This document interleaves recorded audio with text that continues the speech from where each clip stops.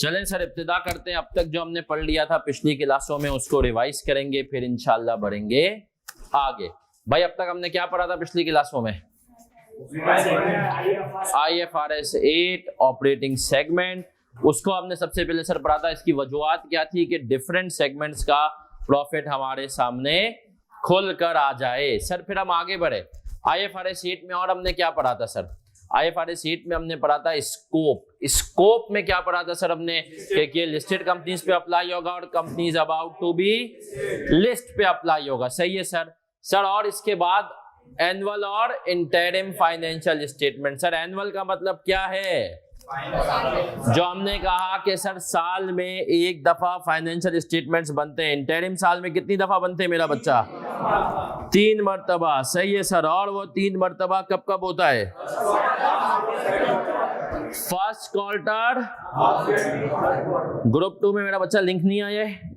चले मेरा बच्चा, तो हमने कहा फर्स्ट क्वार्टर और हाफ ईयर और थर्ड क्वार्टर होता है हमारे पास। सर फिर मैं आगे बढ़ा और आगे बढ़ते हुए हमने और क्या पढ़ा? हमने पढ़ा कि सर अगर कंसोलिडेटेड अकाउंट्स और पेरेंट के इंडिविजुअल अकाउंट साथ बनते हैं तो डिस्क्लोजर सिर्फ और सिर्फ किस में जाएगा? कंसोलिडेटेड में जाएगा, पेरेंट के इंडिविजुअल में। सर फिर मैं मजीद आगे बढ़ा और मजीद आगे बढ़ते हुए हमने क्या पढ़ा? Operating segment. ऑपरेटिंग सेगमेंट क्या होता है? जिसके अंदर कितनी बातें हो? 3 बातें हो। पहली बात सर हमने कहा उसके अंदर एबिलिटी हो अपने एक्सपेंसेस की भी और अपने रेवेन्यू कमाने की भी। दूसरी बात CODM रेगुलरली देखता हो। CODM क्या होता है? Board of directors. Usually board of directors ही इसके अंदर होते हैं। सर फिर और आगे बढ़े। तीसरी डिस्क्रीट फाइनेंशियल इंफॉर्मेशन। मुझे बताओ क्या HR का डिपार्टमेंट ऑपरेटिंग सेगमेंट हो सकता है? क्यों नहीं? सर एक स्टार्टअप ऑपरेशन जिसने अभी कमाना शुरू नहीं किया, क्या वो ऑपरेटिंग सेगमेंट हो सकता है? यस सर, एबिलिटी की बात है। फिर और आगे बढ़े और क्या पढ़ा था हमने सर? हमने कहा कि सर एग्रीगेशन क्राइटेरिया। इससे पहले हमने पढ़ा था सर मीट 1 के अंदर जो चर्बी है, बाकी जो खाल वाला सेगमेंट है वो ऑपरेटिंग सेगमेंट होगा क्योंकि उसको यूजुअली उसके अलग से अकाउंट्स मेंटेन। सर फिर मैं मजीद आगे बढ़ा था और क्या पढ़ा मैंने? Aggregation criteria. What do we mean by aggregation criteria? 5 उसमें सिमिलर हो। सर वो 5 कौन कौन से होते हैं? Nature of goods and service same हो। दूसरा प्रोडक्शन प्रोसेस। तीसरा टाइप और क्लास ऑफ। चौथा डिस्ट्रीब्यूशन नेटवर्क। पांचवा हमने कहा रेगुलेटरी एनवायरनमेंट। ये पांचों में अगर सेम हुआ तो हमने कहा हम एग्रीगेट कर देंगे। यूनिलीवर के 41 कितने में एग्रीगेट हो गए? 3 के अंदर एग्रीगेट हो गए। सर फिर हम और आगे बढ़े और आगे बढ़ते हुए हमने क्या पढ़ा था बच्चा? जल्दी बताएं। नहीं सर, हमने पढ़ा था ये पांचों अगर इनमें सेम है उसके लिए वो एक हिंट के तौर पे वर्ड यूज करेगा, सिमिलर इकोनॉमिक कैरेक्टरिस्टिक। सर फिर मैं मजीद आगे बढ़ा था और मैंने क्या पढ़ा था? Reportable segment. रिपोर्टेबल सेगमेंट हमने कहा 3 में से एक भी क्राइटेरिया मीट हो गया रिपोर्ट कर दो। पहला क्राइटेरिया सर उसके अपने रेवेन्यू होने चाहिए। कितने? 10% ऑफ ऑल रेवेन्यू में इंटरनल भी आएगा और एक्सटर्नल भी आएगा। सर दूसरा क्राइटेरिया सर उस सेगमेंट के एसेट्स जो हैं वो टोटल एसेट्स का 10% या उससे ज्यादा हो। तीसरा प्रॉफिट वाले सेगमेंट्स को अलग करो, लॉस वाले सेगमेंट्स को अलग करो। Sum of profit sum of losses में से जो भी हायर होगा उसको लोगे और फिर आप उसको इंडिविजुअल सेगमेंट के प्रॉफिट और लॉस से कंपेयर करोगे, साइन को इग्नोर करके। ये हमने पढ़ा था और इसकी मदद से हमने रिपोर्ट टेबल भी निकाल लिए थे। सर आज की क्लास में क्या करेंगे? आज की क्लास का एजेंडा है सर हमारे पास वाइल्ड कार्ड एंट्री एक कॉन्सेप्ट और दूसरा कॉन्सेप्ट है डिस्क्लोजर्स। आज की क्लास में तकरीबन प्रैक्टिस वाइज स्टैंडर्ड बचेगा, लेकिन कॉन्सेप्चुअली इंशाल्लाह हम इसको खत्म कर देंगे। तो चलें सर इब्तिदा करें।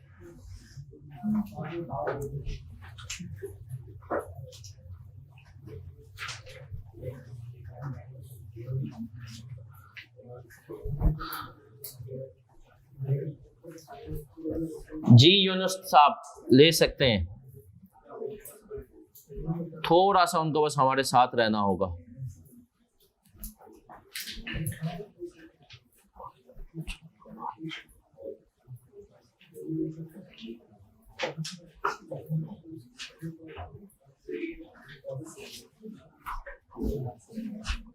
ऑनलाइन वाले बच्चों कोई चीज जब मैं पढ़ा रहा हूं और आप चाहते हैं कि आपका क्वेश्चन, वैसे मेरी कोशिश होती है सारे ले लूं, लेकिन अगर आप चाहते हैं कि आपका क्वेश्चन मिस ना हो तो जब मैं पढ़ा रहा हूं तो आप उस वक्त ना करें, लेकिन जब जैसे ही मैं लैपटॉप की तरफ आऊं वो आप क्वेश्चन अपना रेज कर सकते हैं, उससे इंशाल्लाह आपका क्वेश्चन मिस नहीं होगा।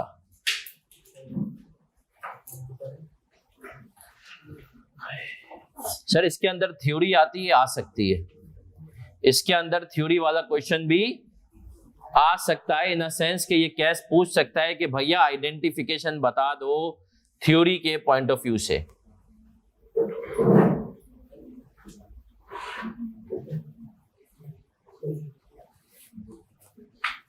चले मेरा बच्चा हैंड आउट पे आएंगे। क्वेश्चन नंबर, आज बहुत सारा होमवर्क भी आपको मिलेगा, सही है sir. Question number 11 page number 6 पे आ जाएं और इसके ऊपर क्वेश्चन नंबर 11 के ऊपर लिख भी दें लास्ट डे रिवीजन क्वेश्चन।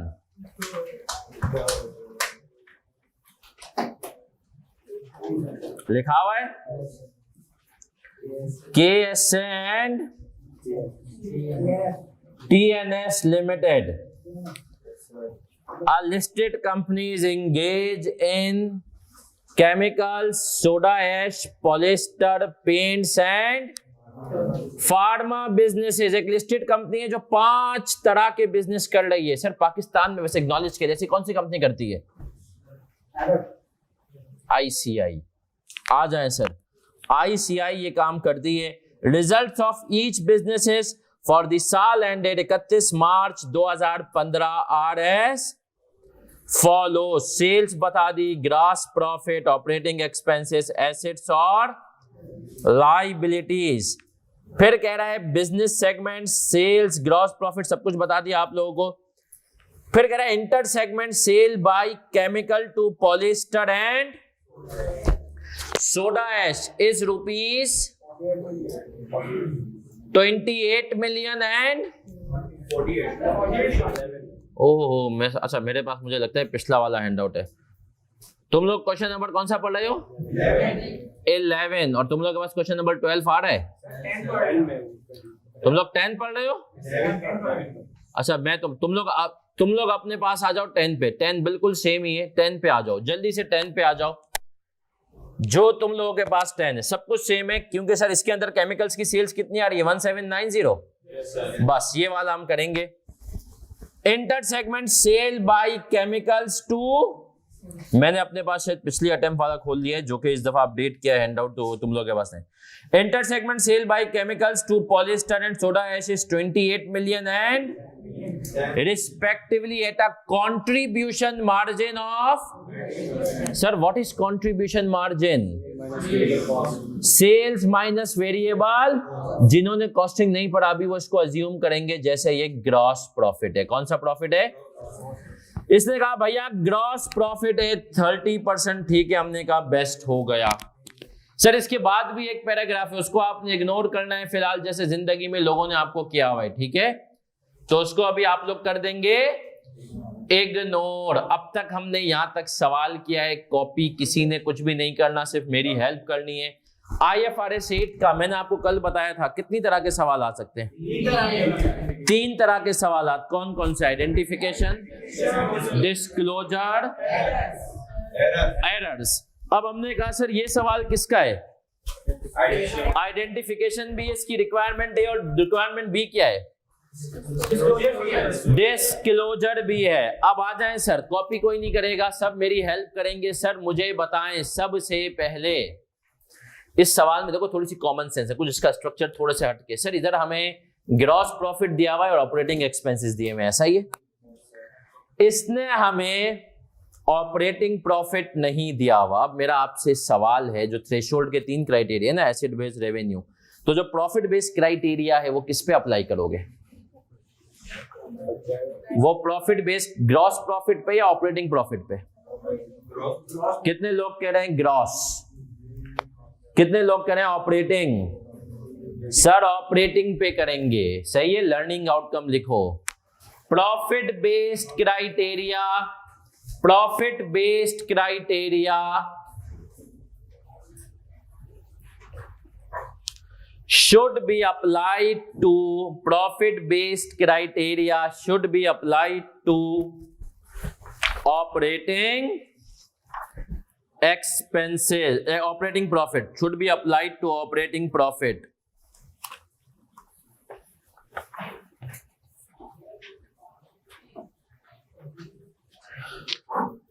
चले सर, अब सबकी तवज्जो इधर, हैंड आउट किस किस के पास नहीं है? पीछे दे दे। क्वेश्चन नंबर 10 करने आपके हैंड आउट पे। सर सबसे पहले क्या काम करेंगे हम जब भी आइडेंटिफिकेशन वाला सवाल आएगा? थ्रेशोल्ड करेंगे, थ्रेशोल्ड निकालेंगे। और थ्रेशोल्ड जो है वो क्या है हमारे पास? सर पहला, किसी भी सेगमेंट को रिपोर्टेबल सेगमेंट कब कहेंगे? जब उसका रेवेन्यू 10% या उससे ज्यादा हो तमाम सेगमेंट्स के रेवेन्यू का, ऐसा ही है।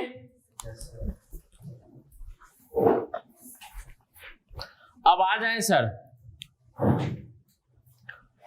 हमने कहा रेवेन्यू का थ्रेशोल्ड, टोटल रेवेन्यू कितना है? 2732। टोटल रेवेन्यू है हमारे पास 27, इसका 10% 273.2, ऐसा ही है। अभी कॉपी नहीं करना मेरा बच्चा। दूसरा, एसेट्स, हमने कहा सर एसेट्स कितने? टोटल कर लिया आपने? 1455। इसका अब हमने कहा सर 2 थ्रेशोल्ड हमारे पास निकल करके आ गए। वो सेगमेंट जिसका रेवेन्यू 273.2 से ज्यादा होगा वो रिपोर्टेबल है, और जिसके एसेट्स 140। अब सर इसमें एक और चीज भी होगी, वो क्या होगा? ऑपरेटिंग प्रॉफिट निकालना पड़ेगा यहां पे, सही। इंटर सेगमेंट सेल्स बच्चे का सवाल है, सर नहीं आएगी, कुछ नहीं दिया हुआ, बाय डिफॉल्ट अज्यूम करेंगे इंटर सेगमेंट सेल्स जिसमें शामिल है 1790 के अंदर। जब वो हमें बता रहा है ना सेल्स, तो इसके अंदर हम अज्यूम कर रहे हैं शामिल है केमिकल्स की, पॉलिस्टर को भी और सोडा ऐश को भी, सही है सर, बाय डिफॉल्ट। आ जाएं, अब आ जाएं सर वर्किंग वन। वैसे ये सवाल सीए फाइनल का था, आई कि अपने इसको आपकी क्वेश्चन बैंक में भी डाले और नई वाली स्टडी टेक्स्ट में भी डाले। अभी कोई कॉपी नहीं करेगा, सब बोर्ड पे देखेंगे। सर वर्किंग वन हमें चाहिए होता है तीसरा क्राइटेरिया, उसके लिए क्या चाहिए होता है हमें? Operating profit. सर निकाल देंगे, बिल्कुल निकाल देंगे। केमिकल्स कितना है? सोडा ऐश, पॉलिस्टर और पेंट्स और pharma. Sir gross profit minus operating expenses. अब सुनना, पेपर के पॉइंट ऑफ व्यू से मेरा बच्चा सुनना, मैं आपको बता रहा हूं आप लोग क्या गलती करते हैं जब भी इस किस्म की कोई वर्किंग करनी होती है ना। आप लोग ग्रॉस प्रॉफिट अलग से एक पूरे सारे कॉपी मारते हैं, ऑपरेटिंग एक्सपेंसेस का एक अलग से कॉलम बनाते हैं, फिर इनको माइनस करके बताते हैं। अब पेपर में आपका टाइम जाया हो रहा है। आपने ऊपर बता दिया कि भाई मैंने ऑपरेटिंग प्रॉफिट कैसे निकाला? आपने कहा ऑपरेटिंग प्रॉफिट का उसको आपने फॉर्मूला दे दिया कि is equals to gross profit minus. अब आप डायरेक्ट फिगर यहां पे लिखेंगे। पेपर में याद रखो, एक एक मिनट कीमती है, ये क्लास में सीखना है भाई। सही है सर? किस तरीके से पेपर में परफॉर्म करना है, बच्चा स्ट्रगल करता है 3 घंटे में, तो वो यहां पर सीखेंगे। बताएं जी। 1038 सिर्फ आपकी समझ के लिए, सिर्फ एक में मैं लिख रहा हूं यहां पर। कैसे फिगर आई? 1101 माइनस 60 सोडा ऐश 60 25 10 टोटल।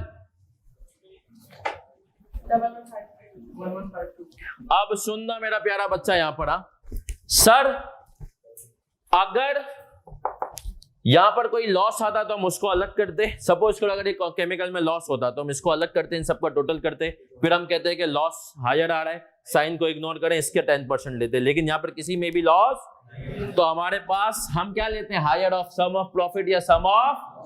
तो यहां पर हमने काम ले लिया हायर ऑफ में sum of profits. Sum of profits कितना आ गया? एक ही चीज थी, तो हमने कहा सर प्रॉफिट्स कितने हो गए?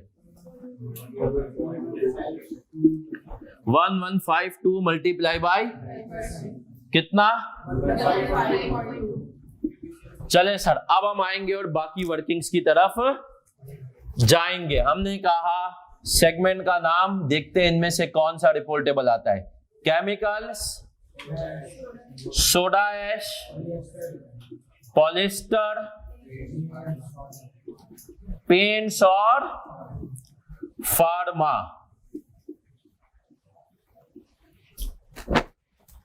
सर रेवेन्यू कितना है? 1790 216 227 247 252। हमने कहा सर एसेट्स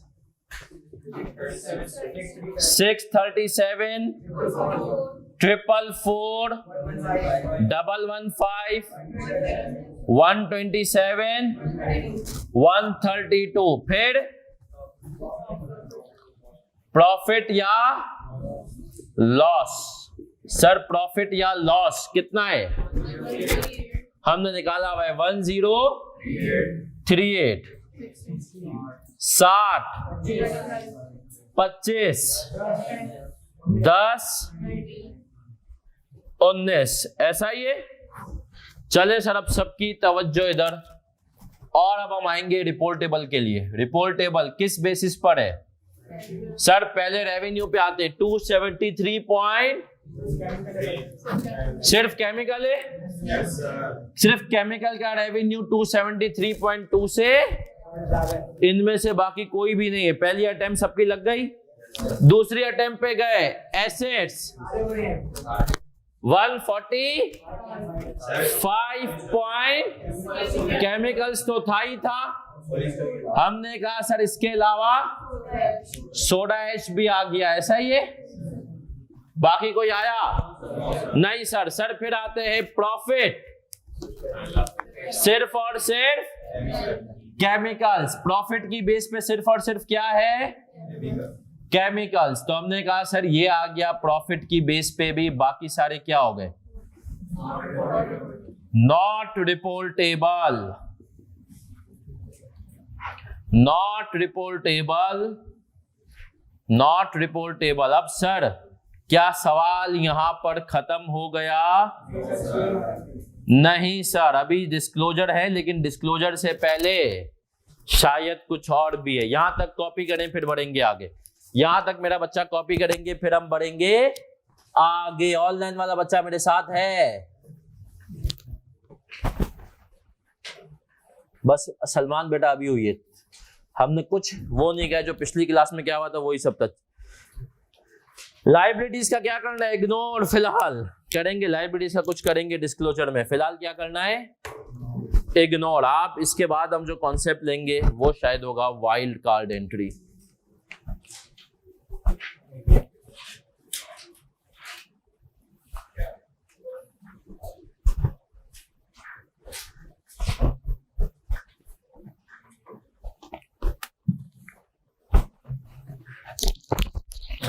क्यों उस्मान क्लियर नहीं है बच्चा?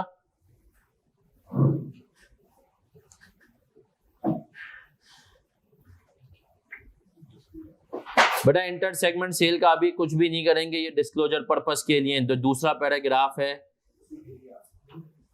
ऑनलाइन वाले बच्चों बेटा बोर्ड क्लियर है?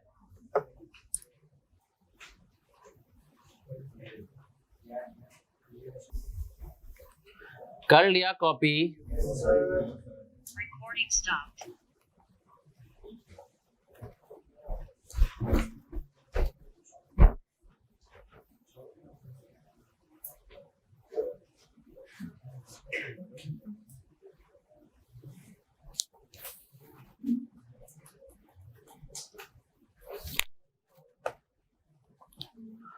करें आराम से कॉपी करें, सुकून से करें सर। फिर सोचें वाइल्ड कार्ड एंट्री क्या होती है।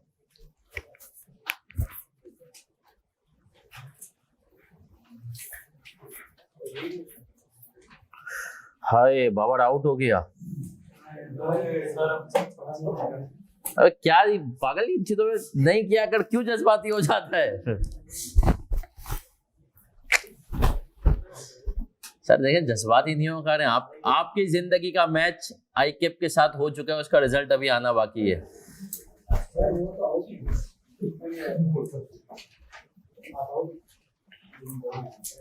और इंशाल्लाह अच्छा रिजल्ट आएगा।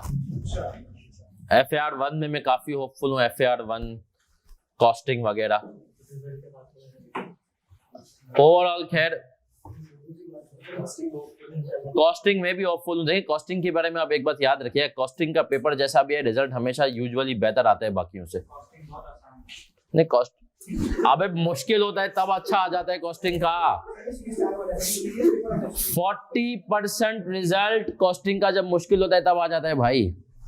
एक बात देखो, दुआ किया करो अल्लाह ताला पेपर ऐसा है जो मेरा पास हो जाए बस। देखिए सर एक बच्चा कह रहा है मैं FAR1 में 36 मार्क्स का पेपर छोड़कर आया था और उम्मीद हार गया था बट पेपर क्लियर हो गया। देखो ये होता है, एज अ टीचर मैं आपको बताऊं, बहुत सारे बच्चे होते हैं जो पेपर के बाद फोन करके बोलते हैं सर पेपर 70 नंबर का क्या है समझ में, और लेकिन टीचर को यकीन होता है ये पास कर लेगा। और बहुत सारे ऐसे होते हैं जो पूरे 100 नंबर का, सर बहुत अच्छा हुआ है, लेकिन टीचर को डर होता है अब इसका रुक जाएगा यार। नहीं, मैं आपको बताऊं इसके पीछे रीजन क्या है। सर रीजन ये है कि जब टीचर को ना आपकी क्लास में जवाबों से परफॉर्मेंस से कहीं ना कहीं कभी किसी को बता आइडिया हो जाता है कि कौन किस डायरेक्शन में जा रहा है। कुछ बच्चे होते हैं परफेक्शनिस्ट। मेरा एक स्टूडेंट था, उसने 70 नंबर का पेपर किया, मुझे फोन करता है सर 70 नंबर का। मैंने कहा बेटा पास हो जाएगा। बोला सर वो तो मुझे भी पता है पास हो जाएगा बट मुझे गोल्ड मेडल चाहिए था। और वाकई में उस बच्चे के अंदर कैपेबिलिटी थी, वो 70 नंबर का करता था और मैं यकीन से कह सकता हूं 65 नंबर का बिल्कुल ठीक किया होगा। वो थोड़ा स्लो चलता था लेकिन वो जो करता था। तो अपने आप को पहचाने, CA नाम है कि आप अपने आप को पहचान ले, क्योंकि अगर आपने अपने आप को पहचान लिया, आप यकीन माने आपके लिए जिंदगी पहचानो भाई किस टाइम तुमसे जो है ना तुम्हें पढ़ना आसान होता है। बहुत सारे बच्चे आते हैं, मैं बोलता हूँ भाई देखो कुछ लोग होते हैं जिनकी बचपन से आदतें होती हैं तो जिनको रात को वो ज्यादा जाग जाते हैं, डोपामाइन इफेक्ट उनके ऊपर। और कुछ बच्चे होते हैं जो सुबह में बहुत अच्छा, तो उस टाइम को पहचानो, उसमें मुश्किल चीजें करो। चले सर अब आते हैं wild card entry. Wild card entry से आपके दिमाग में क्या आता है? क्या होता है भाई wild card entry? Unexpected, okay. Surprise मतलब कोई ऐसी एंट्री जिसको करवाया गया मतलब मजबूरी में, है ना सर। पाकिस्तान का जैसे अभी टेस्ट मैच में कहा बाबर आउट हो गया, अब अगर बाबर आजम आउट हो गया तो आप कहें असद शफीक की डाल दें यहाँ पे wild card entry line up में कि शायद उम्मीद हो कि टेस्ट मैच बचा ले। मतलब देखा जाए तो वो इनिशियली नहीं था, क्राइटेरिया यूजुअली लोग मीट नहीं करते लेकिन उनको बीच में से डाल दिया जाता है। इसको स्टैंडर्ड ने कहा है 75% रूल। मेरा अपना इसका नाम क्या है? Wild card. अब इसका कॉन्सेप्ट समझना। स्टैंडर्ड कहता है कि भाई एक बात याद रखो कि जिसको तुम रिपोर्ट टेबल बना रहे हो, अब जैसे यहां पर रिपोर्ट टेबल कितने बन रहे हैं, केमिकल्स और, तो वो सेगमेंट्स जिनको तुम रिपोर्ट टेबल बना रहे हो उनकी sales, total sales of the company excluding internal sales, उसका 75% या उससे। अब सबकी तवज्जो इधर, कॉपी कोई नहीं करेगा। मैं आपसे पूछूं इस रेवेन्यू का टोटल करें, आपने क्या भाई कितना है टोटल रेवेन्यू, कितना है 2732। मुझे बताएं इसके अंदर इंटरनल कितना शामिल है, हमने अज्यूम किया इसके अंदर इंटरनल शामिल है, कितना है 28 प्लस 10, ये कह रहा है 28 केमिकल्स ने एक को भेजा है, 10 एक को, कितना हो गया, माइनस कर दे कितना हो गया, टोटल बताएं कितना हुआ। सर सबकी तवज्जो इधर, सबकी तवज्जो इधर, 2694। सर मैं कह सकता हूं ये कंपनी की एक्सटर्नल सेल्स है, मानते हो, ये कंपनी की क्या है, एक्सटर्नल। 2732 टोटल सेल्स है, उसमें से 38 माइनस किया, ये एक्सटर्नल है जो कि कंपनी ने बाहर बेची है। अब हम रिपोर्ट टेबल किसको बना रहे हैं, केमिकल और। अब हमने कहा सर केमिकल की सेल्स कितनी है, केमिकल की आ रही है 1790। सर इसमें से अगर मैं माइनस कर दूं इंटरनल केमिकल की, कितनी हम निकाल चुके, 38, कितना बचा, 1752। मैं कह सकता हूं ये केमिकल की एक्सटर्नल सेल्स है। यस सर, ये केमिकल की कौन सी सेल्स है, एक्सटर्नल सेल्स है। फिर मैं इसमें क्या ऐड कर दूंगा, सोडा ऐश, क्या ऐड कर दूंगा, सोडा ऐश, कितना है वो, टोटल कितना हो गया 1752 प्लस 216, कितना 1968। अब सबकी तवज्जो भाई, हमारे रिपोर्ट टेबल सेगमेंट्स हैं केमिकल और स्टैंडर्ड, कह रहा है जो केमिकल और सोडा ऐश की एक्सटर्नल सेल्स है वो कंपनी की एक्सटर्नल सेल्स का 75% या उससे। अब हम चेक करते हैं भाई, अब हमने कहा सर 75% रूल को अप्लाई कर लें, कैसे, external sales of reportable segments, RSS reportable segments, RSS divided by total external sales, भाई कितना हो गया। अब आपने कहा sir into 100, 1968 divided by into 100, कितना आया, हमने कहा स्टैंडर्ड 75% तो नहीं बन रही। स्टैंडर्ड कह रहा है भाई तुम जिसको मटेरियल कह के अलग से रिपोर्ट करोगे उनकी चीजें, उनकी सेल्स टोटल सेल्स का 75% बने। हमने कहा नहीं बन रही, अब क्या कहें, स्टैंडर्ड ने कहा किसी भी एक सेगमेंट को उठाओगे अब, और वो बेशक कोई क्राइटेरिया मीट नहीं कर रहा रेवेन्यू एसेट प्रॉफिट का, किसी भी एक सेगमेंट को उठाओगे और उसको रिपोर्टेबल बना दोगे और फिर चेक करोगे 75% क्राइटेरिया मीट हो रहा है या नहीं। अब हमने कहा सर ये किसी में किसको उठाए, आप बताएं किसी में किसको उठाना चाहिए, पॉलिएस्टर को या फार्मा, लॉजिक क्या था। अब देखो स्टैंडर्ड ने ये नहीं बताया, देखो स्टैंडर्ड ने कहा कि भैया रिपोर्टेबल सेगमेंट्स की निकालो एक्सटर्नल सेल्स, उसको कंपेयर करो कंपनी की टोटल सेल्स के साथ, 75% है तो ठीक है, नहीं है तो किसी भी एक सेगमेंट को उठाओगे और उसको रिपोर्टेबल बना दोगे, वाइल्ड कार्ड एंट्री दोगे। तो हमने कहा ठीक है भाई। अब किसको उठाए, स्टैंडर्ड ने कहा ये मैं नहीं बताऊंगा, एक चीज होती है उसका नाम है कॉमन। उसने कहा भाई किसको उठाना चाहिए, फार्मा। क्यों, सबसे ज्यादा एक्सटर्नल सेल्स बाकी फिर किसकी है, फार्मा की। जब सबसे ज्यादा एक्सटर्नल सेल्स फार्मा की है तो इसका मतलब है इसी को उठाना बनता है। अब इधर आ जाओ नौजवानों, हमने कहा सर अगर फार्मा को हम इसमें ऐड कर देंगे तो क्या गारंटी है कि 75% क्रॉस कर जाएगा, कर जाएगा। देखें हमने कहा 1968, ये मैं कंटिन्यू कर रहा हूं उसके नीचे 19 68 प्लस 252 डिवाइडेड बाई 26 इंटू 100 कितना हो गया? 82.4%। अब इधर देख लेना, तुमने जहां पर नॉन रिपोर्टेबल लिखा है इसको काटोगे और कहोगे on the basis of wild card. बेटा हमारा अल्फाज है, पेपर में नहीं लिखना, एग्जामिनर बोलेगा अलग मूड में आया है ये। On the basis of 75% rule. ये किस बेस पे रिपोर्टेबल बना है? बस ये आखिरी टेक्निकल चीज थी इसके अंदर डिस्क्लोजर से पहले।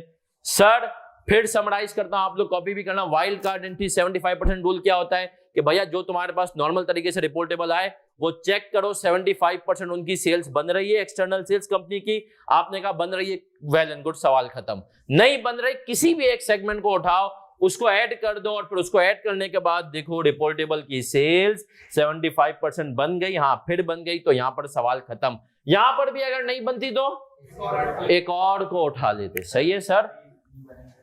कैसे हो सकता है 100%? कहीं ना कहीं तो बनेगा ना भाई, लॉजिकली समझा?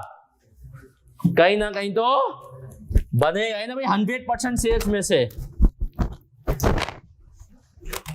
बिल्कुल ऐसा ही है सर। IFRS कह रहा है जिनको तुम डिस्क्लोज करोगे अलग से वो कम से कम टोटल सेल्स का कितना होना चाहिए? 75%। आपने कहा नहीं है तो IFRS ने कहा फिर भैया देख लो, तुम्हें करना तो है ये इतना। तो सर ये चीजें आसान है क्या? बहुत आसान है।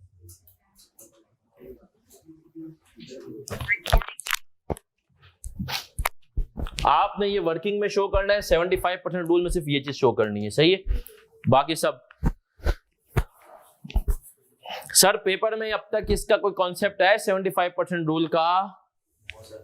नहीं सर, लेकिन आ सकता है। बिल्कुल याद रखो, ये भी वो चीज है जो अब तक टेस्टेड नहीं है, लेकिन टेस्ट देखो दो चीजें अब तक मैंने तुम्हें बताई, इसने टेस्ट नहीं की तुम्हारे लेवल पे। एग्रीगेशन क्राइटेरिया 75%, ये चीजें अपने पास नोट करते जाओ ताकि तुम्हें पता चले कि भैया ये चीजें अभी टेस्ट नहीं हुई लेकिन बाद फ्यूचर में कहीं हो सकती हैं।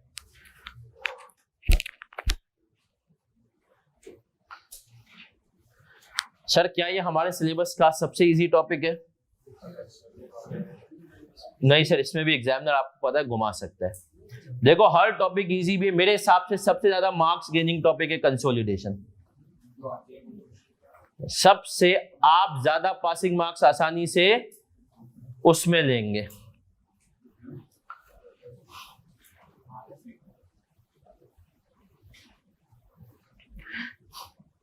कितने लोगों ने पेपर से एक दिन पहले पेपर जो है ये डिसाइड किया कि नहीं देना कल? कभी ऐसा हुआ है जिंदगी में? फिर दिया नहीं दिया? पेपर देख के होता है। कल एक बच्चा बता रहा था कि सर मेरी FR1 की तैयारी बिल्कुल ठीक थी, मिलने आया, बोला सर थोड़ा सा जाहिर सी बात है पैनिक अटैक हुआ था सुबह सुबह। बोला पेपर में गया, मेरे बराबर में लड़की बैठी और रोना शुरू।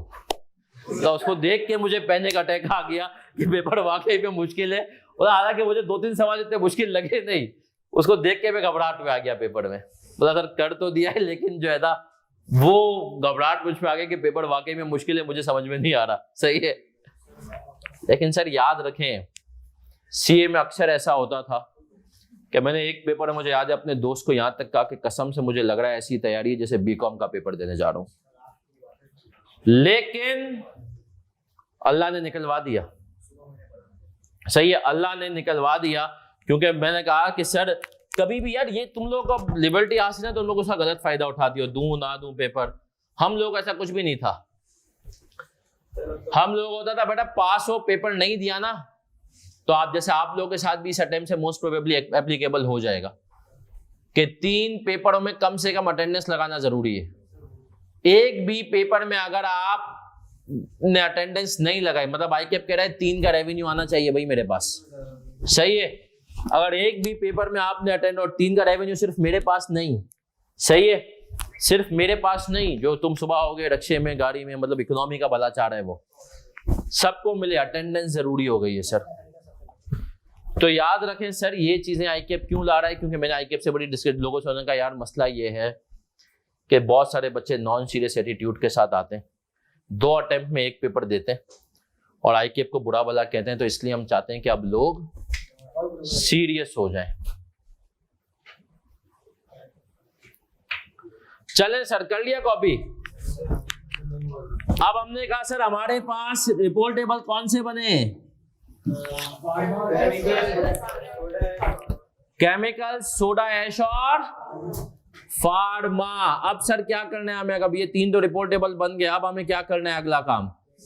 सर अगला काम अब हम जाएंगे डिस्क्लोजर्स की तरफ। इसके कितने डिस्क्लोजर बनते हैं? 2।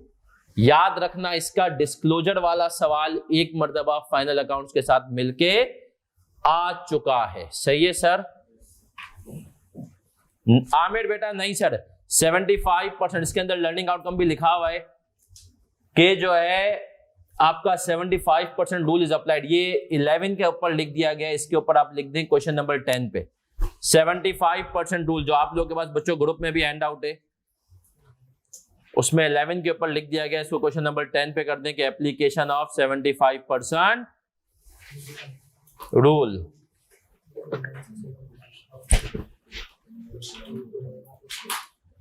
लिख दिया? चले सर, अब हम बनाएंगे इसके डिस्क्लोजर्स। सर डिस्क्लोजर्स में क्या होगा? डिस्क्लोजर्स में 2 डिस्क्लोजर है, एक आपको बहुत जल्दी आराम से पास करवा देगा, दूसरा भी करवा देगा। डेटा आप सबके सामने है अब, और हम इसके दोनों डिस्क्लोजर सर अभी बनाएंगे, बिल्कुल इंशाल्लाह अभी बनाएंगे।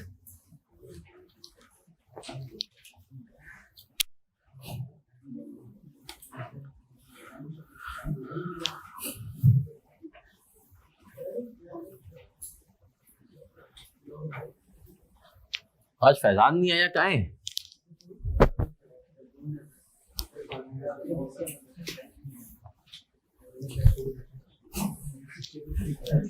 फैजान का दोस्त, जिगरी दोस्त तो बैठा हुआ है, कहाँ है भाई?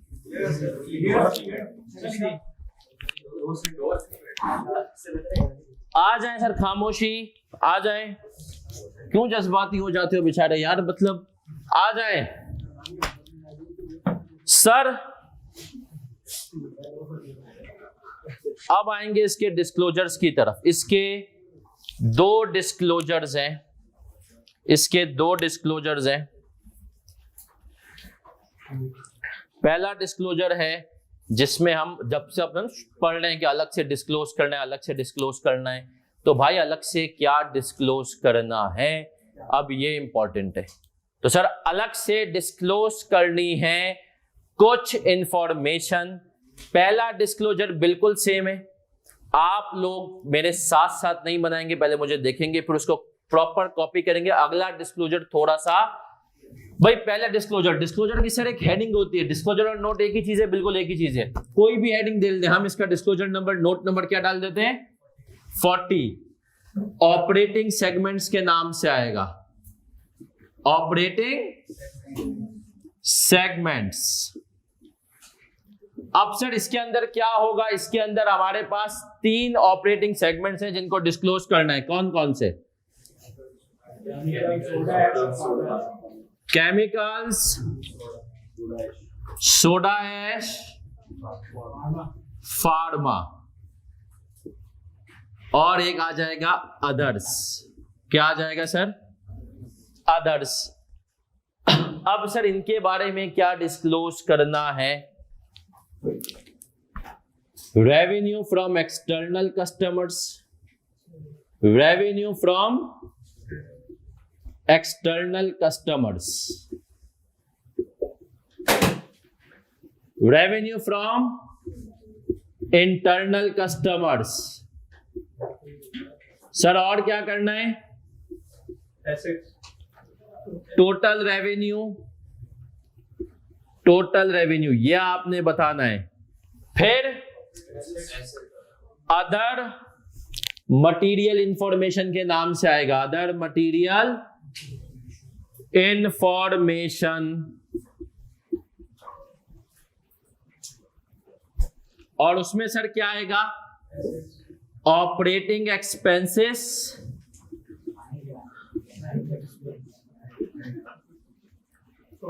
Operating profit. ऑपरेटिंग रेवेन्यू कहां पहुंच गया? एसेट्स और लाइबिलिटीज। अब लाइबिलिटीज यहां पर आएंगी।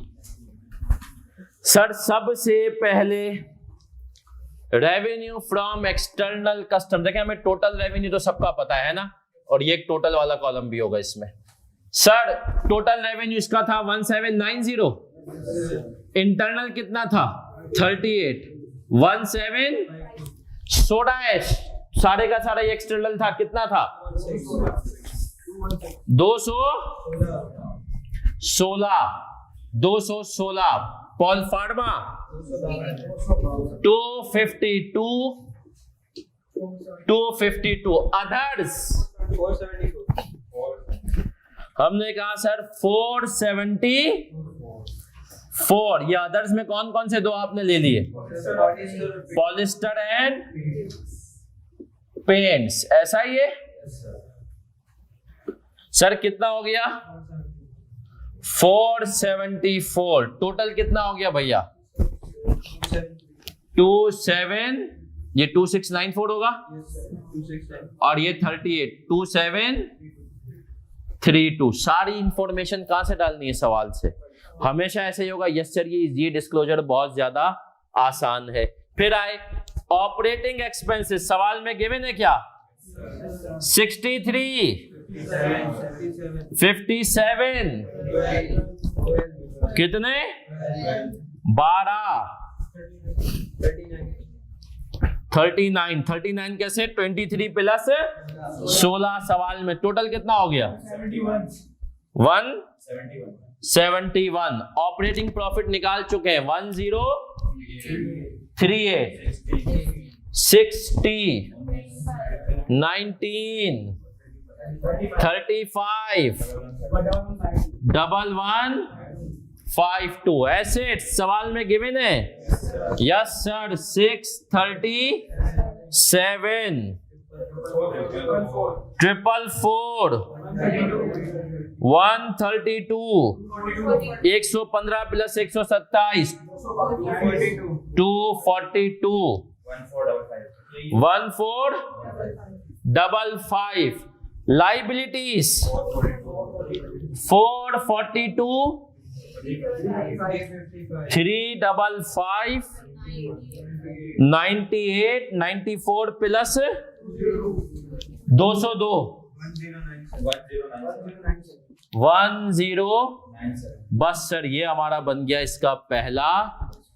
आपने जिनको रिपोर्टेबल बताया उनका रेवेन्यू अलग से बता दिया, उनके operating expenses, operating profit, assets और लाइबिलिटीज। ये डिस्क्लोज कराने के लिए उसने हमसे पहले क्या किया, ऑपरेटिंग सेगमेंट आइडेंटिफाई करवाए, फिर एग्रीगेट करवाया, फिर रिपोर्टेबल बनवाए, वाइल्ड कार्ड लगवाए और बस हमसे ये डिस्क्लोज करवा दिया। लेकिन ये एक चीज है, ये आसान है। पासिंग मार्क्स अप्रोच जो हम सीखेंगे ना क्लास में, तो ये पासिंग मार्क्स अप्रोच की पहली कड़ी है।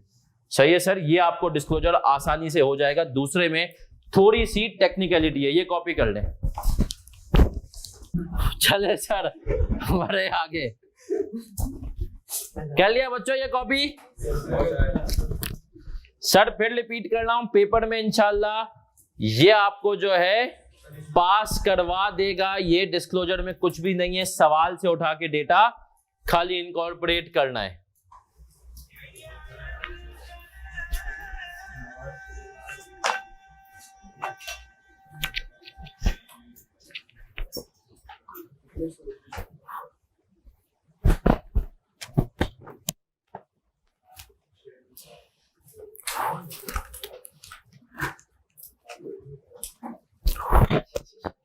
चले सर कर रहे हैं, कॉपी करें सुकून से। बेटा इंटरनल रेवेन्यू को इसलिए कंसीडर नहीं कर रहे हैं, यहां पर हम अलग से शो कर रहे हैं। 75% में इंटरनल को इसलिए नहीं कंसीडर कर रहे क्योंकि इंटरनल सर इंटरनल मैनेजमेंट के हाथ में होता है कि थोड़ा सा कम ज्यादा कर सकती है। प्रॉफिट की परसेंटेज ज्यादा डाल दी, बढ़ गया वो, इसीलिए उसको कंसीडर। भाई इंटरनल क्या एक डिवीजन दूसरी डिवीजन को बेच रही है ना, इंजन वाला डिवीजन बेच रही है असेंबली वाली डिवीजन को, जो इंजन बना रही है डिवीजन वो बेच रही है जो गाड़ी को असेंबल कर रहा है। हो सकता है सारा प्रॉफिट वहां पे ट्रांसफर हो जाए।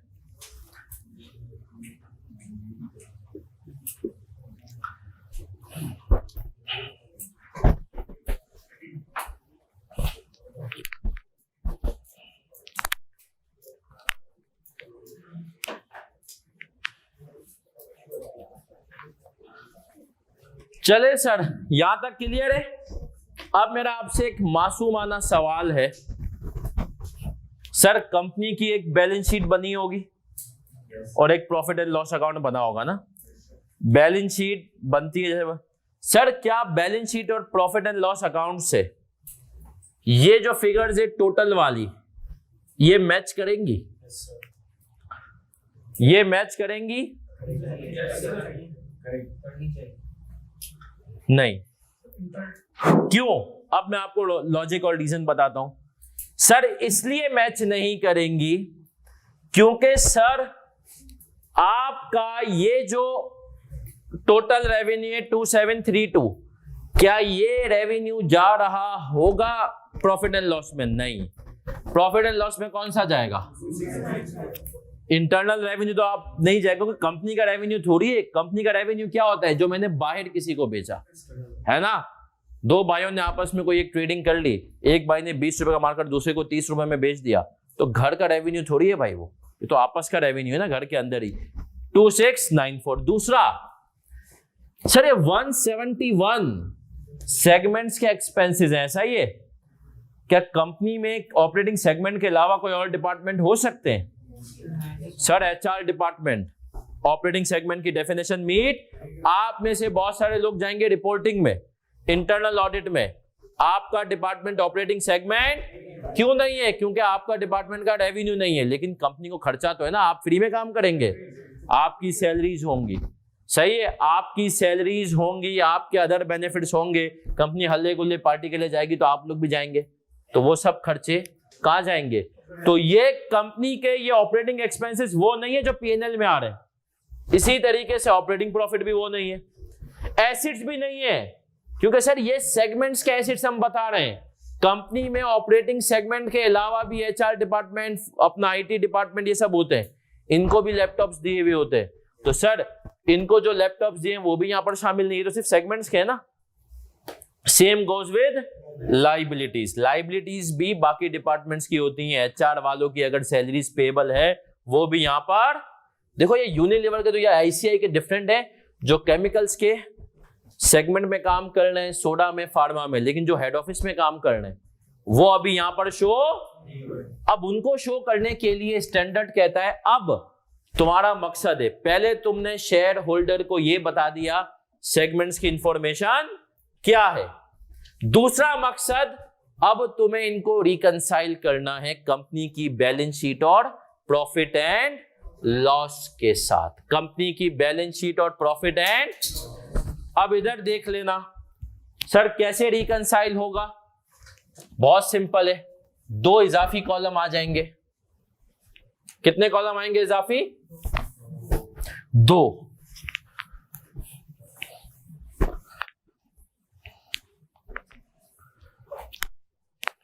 इस सर का नाम क्या होगा इस डिस्क्लोजर का?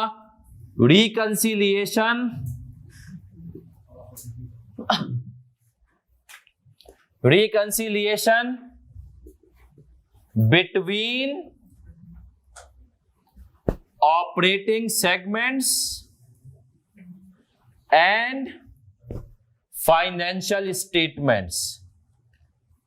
ये हमने कहा कि सर रिकंसिलिएशन का काम, अब इसका जो टोटल वाला कॉलम होगा ना वो कंपनी की बैलेंस शीट और पीएनएल के साथ टाई होगा। अब आते हैं सर इसमें क्या हेडिंग्स होंगी। इसमें आप कहेंगे रिपोर्टेबल सेगमेंट्स। पहली हेडिंग क्या है? लॉजिक क्या कहती है? दूसरी क्या होनी चाहिए? Non reportable.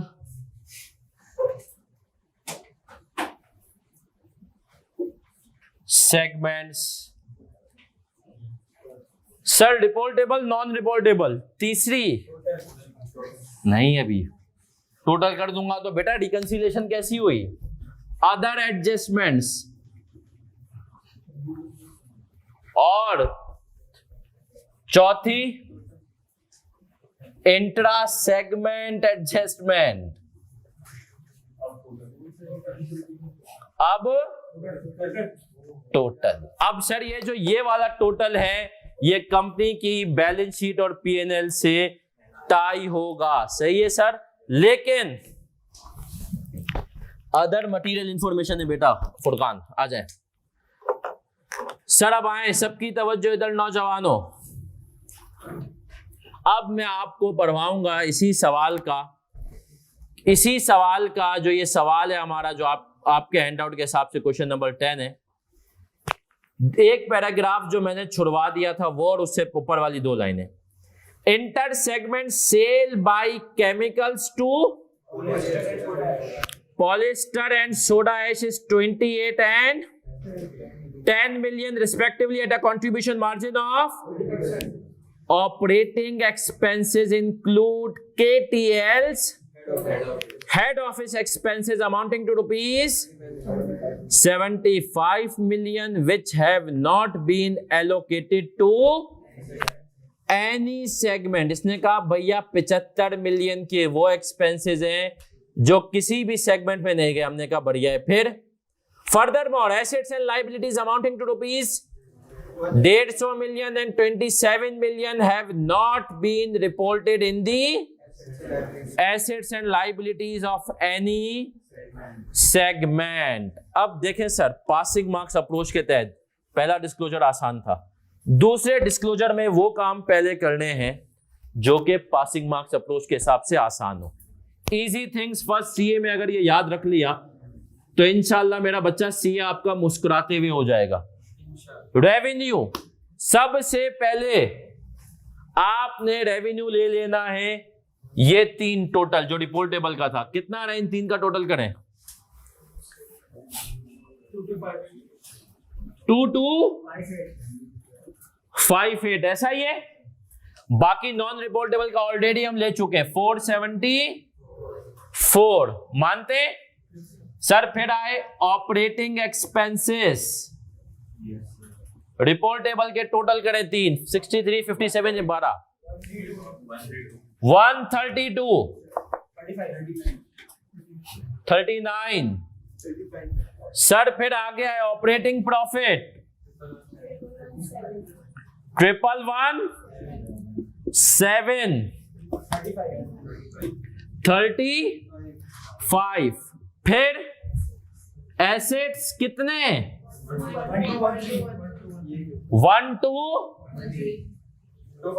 242, लाइबिलिटीज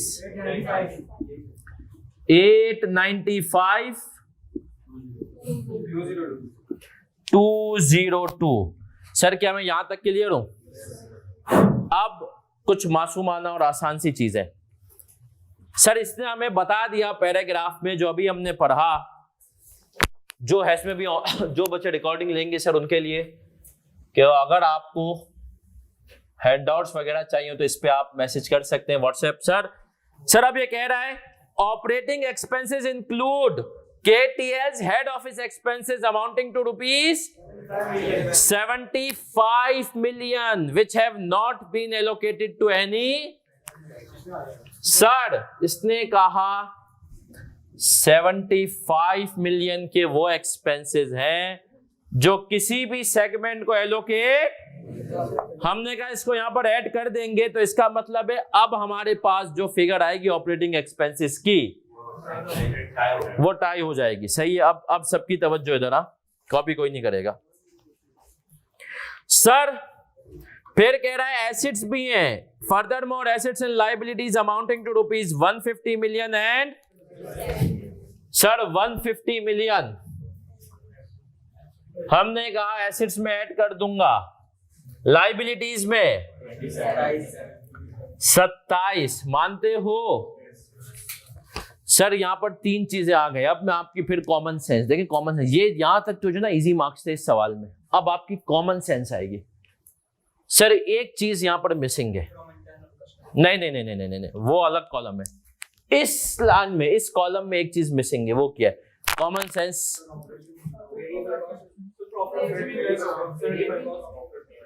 सर ये प्रॉफिट में से भी 75 लेस होगा। क्यों भाई? जब तुमने एक्सपेंस बढ़ा दिए, देखो ना ये सारी चीजें सेगमेंट की हैं और ये हेड ऑफिस की, समझो ये किसकी है? हेड ऑफिस की। अब तुम्हें यहां पर टोटल में चाहिए फाइनेंशियल स्टेटमेंट की फिगर। तो भाई अगर यहां तक तुमने एक्सपेंसेस बढ़ाए हैं, एक्सपेंसेस जब बढ़ेंगे तो प्रॉफिट भी तो कम होगा। अब अगर तुम ये इन दोनों को प्लस करोगे तो ये सिर्फ सेगमेंट के प्रॉफिट आ गया। इसमें अभी हेड ऑफिस के एक्सपेंसेस माइनस, जब हेड ऑफिस के एक्सपेंसेस माइनस हो जाएंगे 75 तभी जाके बनेगा ना कंपनी का प्रॉफिट। तो इसीलिए हमने कहा यहां पर हमने ये माइनस कर दिया। क्या मैं क्लियर हूं सर? 75 एक्सपेंसेस में ऐड करना है, ये हेड ऑफिस का है, और प्रॉफिट में से इन दोनों एडजस्टमेंट के बाद हमने कहा अब ये फाइनेंशियल स्टेटमेंट का प्रॉफिट बनने जा रहा है और एक्सपेंस। अब आते हैं सर एक और चीज जी। तो फिर उसी हिसाब से प्रॉफिट कौन? किसका? हेड ऑफिस का, ट्रेजरी वगैरह का। तो फिर उसको चेक करते कि हम क्या है। अब इधर सुनना सर, एक हमने इंटरनल सेल्स भी तो की है, मानते हो? कौन सी? Polyester soda 38। क्या वो कंपनी की सेल्स है? लेकिन इन दोनों में इसमें शामिल है ना रेवेन्यू में। 2258 में ये 38 शामिल है। सही है सर? ठीक है। अब सर इस 38 का इंपैक्ट एक और जगह जाएगा। वो कौन सी जगह है? प्रॉफिट में क्यों जाएगा? क्योंकि सर ऑपरेटिंग प्रॉफिट में ये जो 1117 है, इसके अंदर ये जो 38 की तुमने इंट्रा ग्रुप सेल्स की है वो भी शामिल है। उसके ऊपर तुमने प्रॉफिट भी तो बुक किया है। कैसे पता? उसने दिया हुआ है कंट्रीब्यूशन मार्जिन। अगर सवाल में पढ़ो मेरा बच्चा गौर से, तो वो क्या कह रहा है? 30% मतलब ग्रॉस प्रॉफिट पे बेचा है। इसका मतलब ये है कि सर ये जो 38 की सेल्स की, ये 38 की ये सेल्स तो है, इसके ऊपर प्रॉफिट कितना है? 30%। वो कितना आया? 11 कर दें। 11 का प्रॉफिट भी 1117 में जो केमिकल का प्रॉफिट है 1117, इसमें 11 का वो प्रॉफिट शामिल है जो उसने एक अपने ही डिपार्टमेंट से कमाया है। सही है सर? क्या वो कंपनी का प्रॉफिट है? नहीं। तो अब हम क्या करेंगे? -11। सही है? प्रॉफिट में से हमने 11 भी माइनस कर दिए। बस सर हो गया। आप टोटल करें, ये कितना हुआ? 2694 2 से 246 1066 1605 11। बस सर ये डिस्क्लोजर आपका हो गया। क्विकली समराइज कराऊं। पासिंग मार्क्स रेवेन्यू रिपोर्टेबल का उठा के डालो पहले वाले डिस्क्लोजर से, नॉन रिपोर्टेबल का डाल दोगे। इसके बाद वो चीजें जो कहीं शामिल, उसको अदर एडजस्टमेंट में 75 का एक्सपेंस, 127। फिर आपने कहा जब एक्सपेंस आ रहा है तो इससे प्रॉफिट भी कम होगा, क्योंकि अल्टीमेट ऑब्जेक्टिव क्या है? ये जो टोटल वाला कॉलम है ये किससे टाई कर जाए? बैलेंस शीट और पीएनएल जो कंपनी की बनेगी। आपने टोटल वाला कॉलम लिया 2694 246। ये सर ये 38 और 11 क्या है? ये हमने कहा सर 38 इंट्रा ग्रुप सेल्स है, और ये इंट्रा ग्रुप सेल्स के ऊपर जो ये 11 का प्रॉफिट है जो केमिकल के 1117 के अंदर शामिल है, इसको हमने कर दिया लेस। तो हमारे पास टोटल बन गया 1124। ये कॉपी कर ले। नहीं, क्योंकि एक्सपेंस तो कंपनी का जेन्युइन एक्सपेंस है ना। 70% वो तो रिकॉर्ड सही हुआ है। 70% जेन्युइन एक्सपेंस है ना, वो तो बुक हो गया। सही है केमिकल्स का। हाँ नहीं, मैं तुझे 30 रुपए की चीज 40 रुपए में दूं तो 30 रुपए तो मैंने वाकई में खर्चा किया है ना, वो तो जेन्युइन खर्चा है ना, उसको रिवर्स थोड़ी करूंगा। 10 रुपए जो मैंने कमाया है वो रिवर्स कर दूंगा। किसकी? हाँ, तो मेरा बच्चा क्या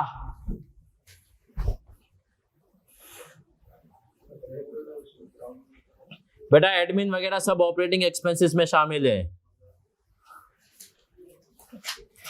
अब सुनिएगा, आईकेप ने फाइनल अकाउंट्स का सवाल दिया था मेरे ख्याल में 19 नंबर का, उसका एक पार्ट उसमें बीच में डाल दिया। ये ऑपरेटिंग सेगमेंट का डेटा है, डिस्क्लोजर उसके 8 नंबर थे, लेकिन आईकेप ने एक बहुत आसानी की थी आपके लिए। पूछे क्या सर? आईकेप ने एडजस्टमेंट्स वगैरह कोई ज्यादा नहीं दी थी, उसने सिर्फ और सिर्फ ये आपका एलिमिनेशन वाला कॉलम है ना, रेवेन्यू इंट्रा ग्रुप और उसकी जो है प्रॉफिट, वो दिया था।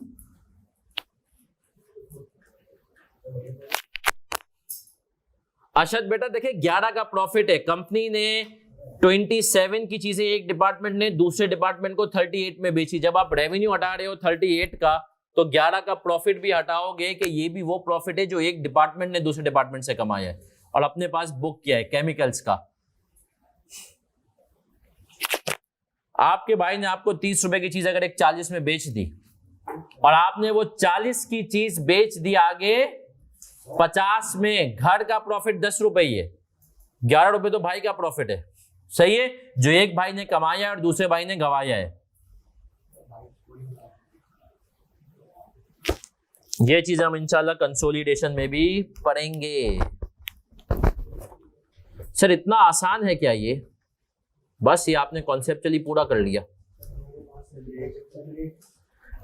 नहीं कोई ब्रेक। लेकिन आप लोगों को एक और चीज की तरफ लेकर आएंगे जिससे आपको डर लगता है, जज्बात का इजहार। जज्बात तो बहुत होते हैं, सही मौके पे इजहार नहीं कर पाते हैं ना।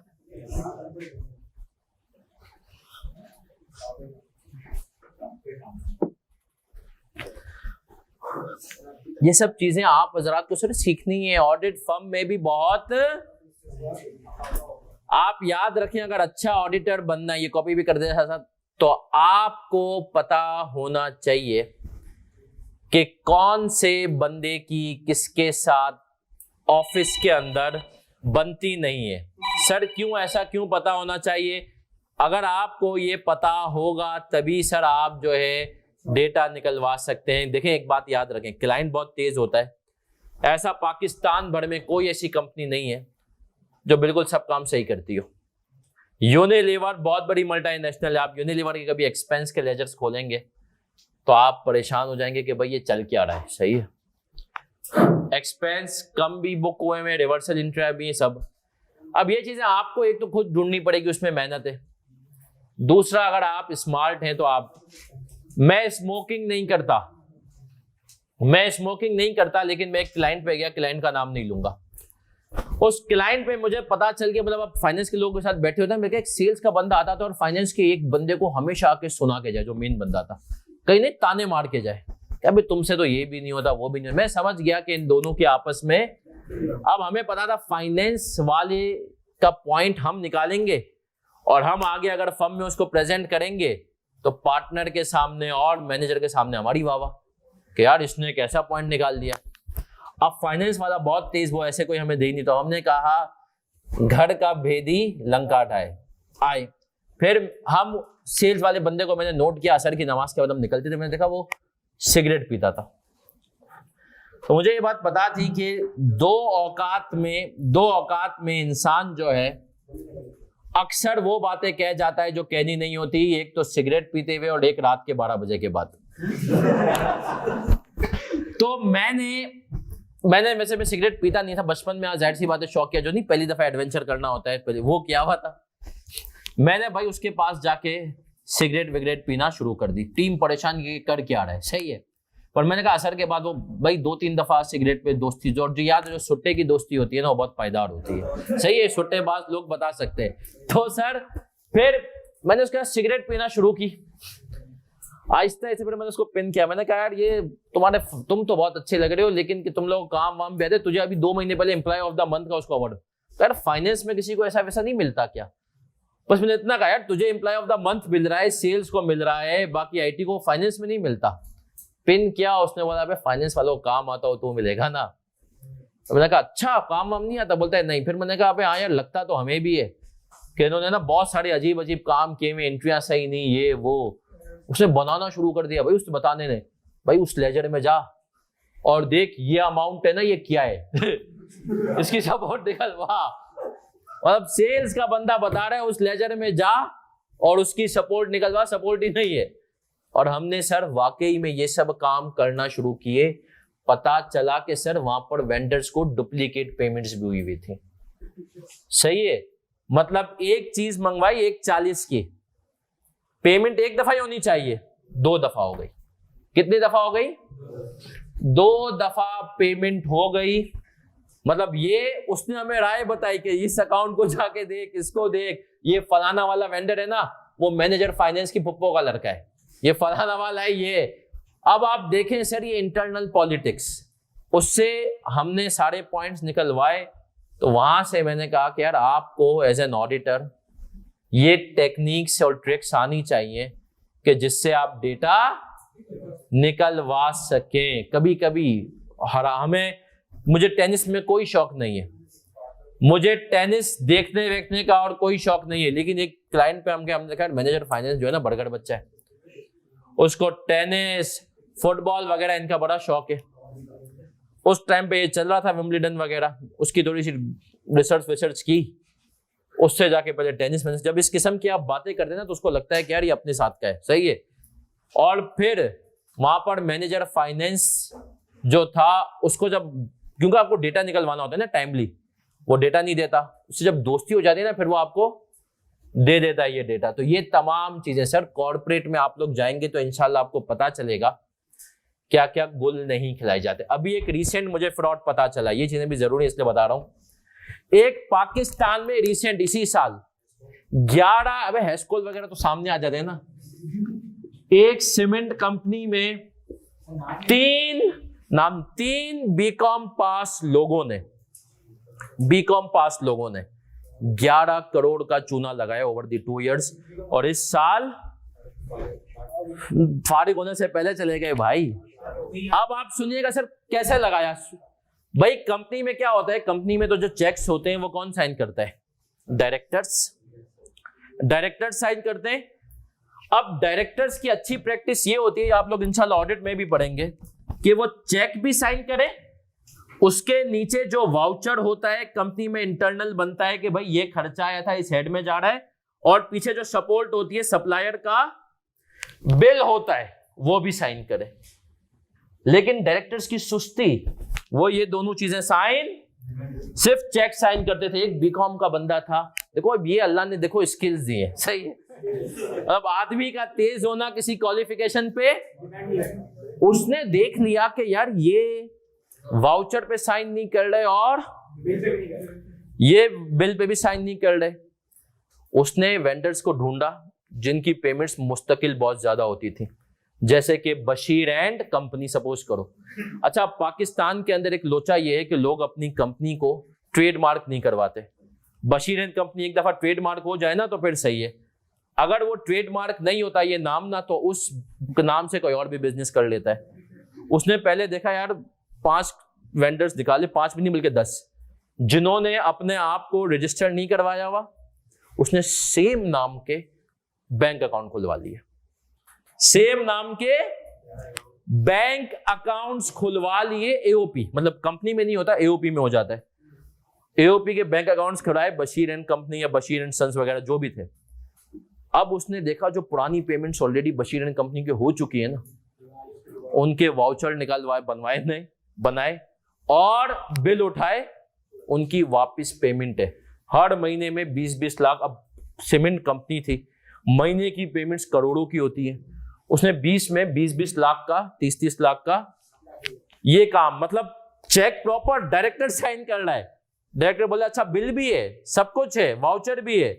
डायरेक्टर ने इतना देखा नहीं, साइन उसको किया नहीं, क्योंकि पहले भी उस पर अगर वो पहले साइन कर देता ना, आप सोचें तो उसको पता होता कि भाई ये साइन हुई हुई है मेरी और दूसरे की, दोनों साइन नहीं कर रहे। उसने वही चेक बनवाया, अपने साथ इंटरनल ऑडिट वाले को लिया, टैक्स वाले को लिया।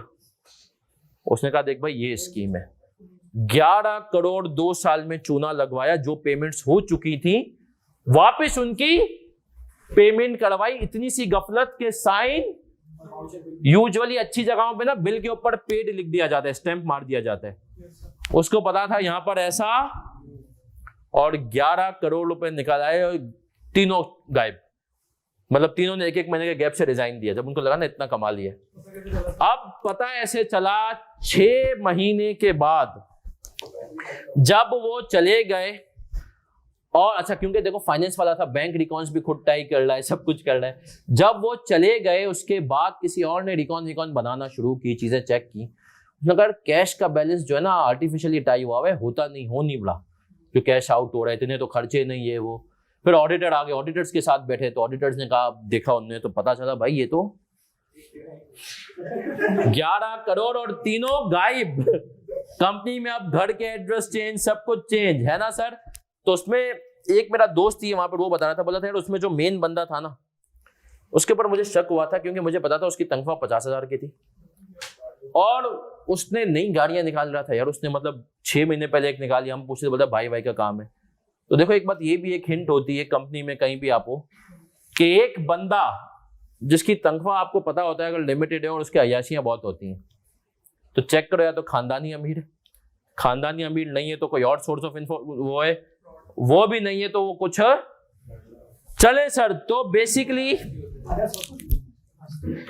अब ये सब चीजें आप लोग ही जो है ना आइडेंटिफाई करेंगे। बड़े आगे मेरा बच्चा नहीं सर, आ जाए। अब मेरा बच्चा आगे बढ़ेंगे। इस सवाल का लर्निंग आउटकम 75% रूल और लास्ट डे रिवीजन लिख लिया। अब सर आगे बढ़ूंगा मैं। अब आप लोगों में से कितनों को ऐसा लगता है कि एसीसीए तो एकदम हल्का है, हल्के एसीसीए में कोई मसला ही? कितने लोगों को ऐसा लगता है? तुम लोग एसीसीए को बहुत हल्का हल्का समझते हो, उनके भी जज्बात हैं। छोड़ यार इसको। चले सर आ जाए। क्वेश्चन नंबर 7 आपके पास नजर आ रहा है आपको एसीसीए का? क्वेश्चन नंबर 7 के पास लिखा हुआ है एसीसीए।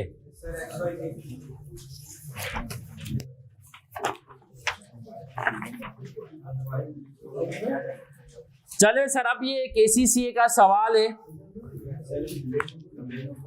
पेज नंबर है मेरा बच्चा आप लोगों के पास 6।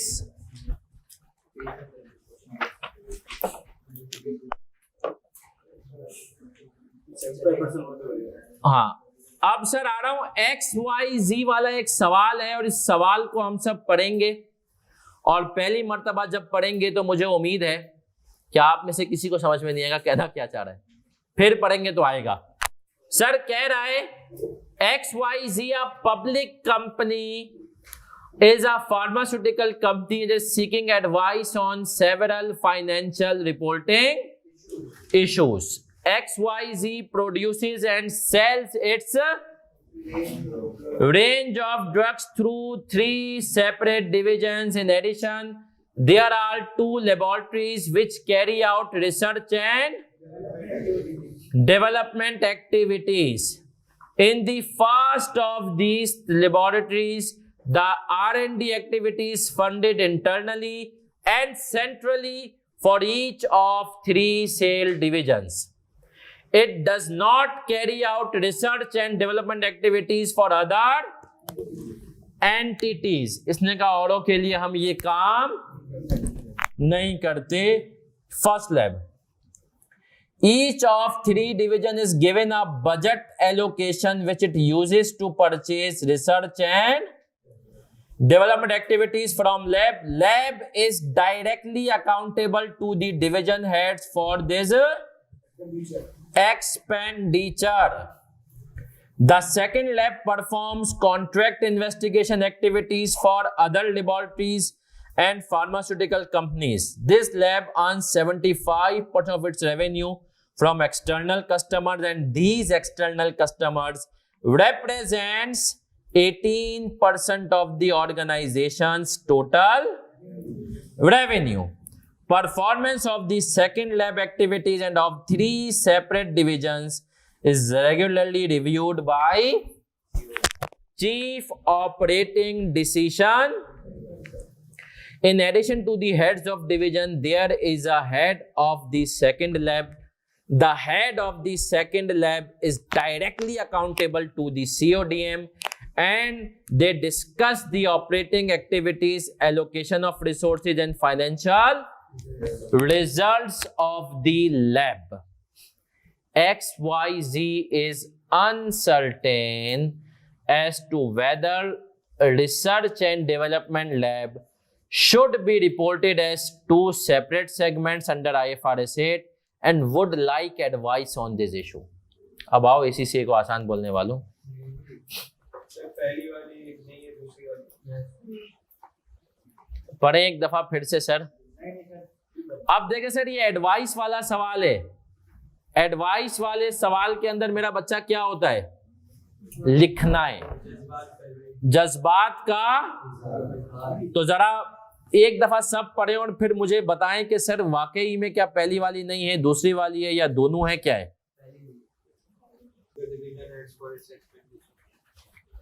सर देखें, लैब 1 3 डिविजन्स को डिवीजन 1, 2 और 3 को बेच रही है, ऐसा ही है? सर क्या ये ऑपरेटिंग सेगमेंट होने के लिए जरूरी है कि सारी सेल्स एक्सटर्नल हो? नहीं। सही है सर, वो इस किस्म की तो कोई बात ही, बोलता है सलाहियत तो कमाने की, अब इंटरनली कमाओ या वो यहां पर नहीं है। उसने कहा भाई, हमने कहा पहला कंडीशन तो है।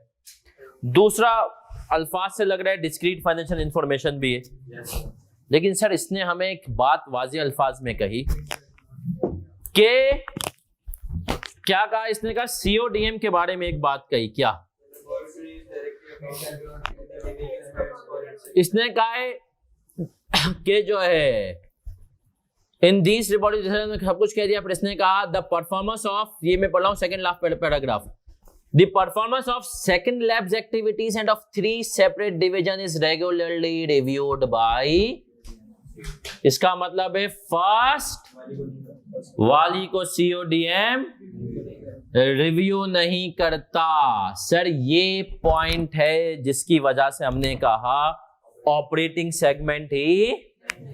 अब सर अगर एक चीज ऑपरेटिंग सेगमेंट ही नहीं है तो क्या वो रिपोर्टेबल हो सकती है? नहीं सर, वो रिपोर्टेबल ही नहीं हो सकती है ना सर। सर हमने कहा एक लड़का है फिर ही वो बड़ा होकर आदमी बनेगा, है ना सर। अगर कोई लड़का है ही नहीं तो क्या वो आदमी बन सकता है?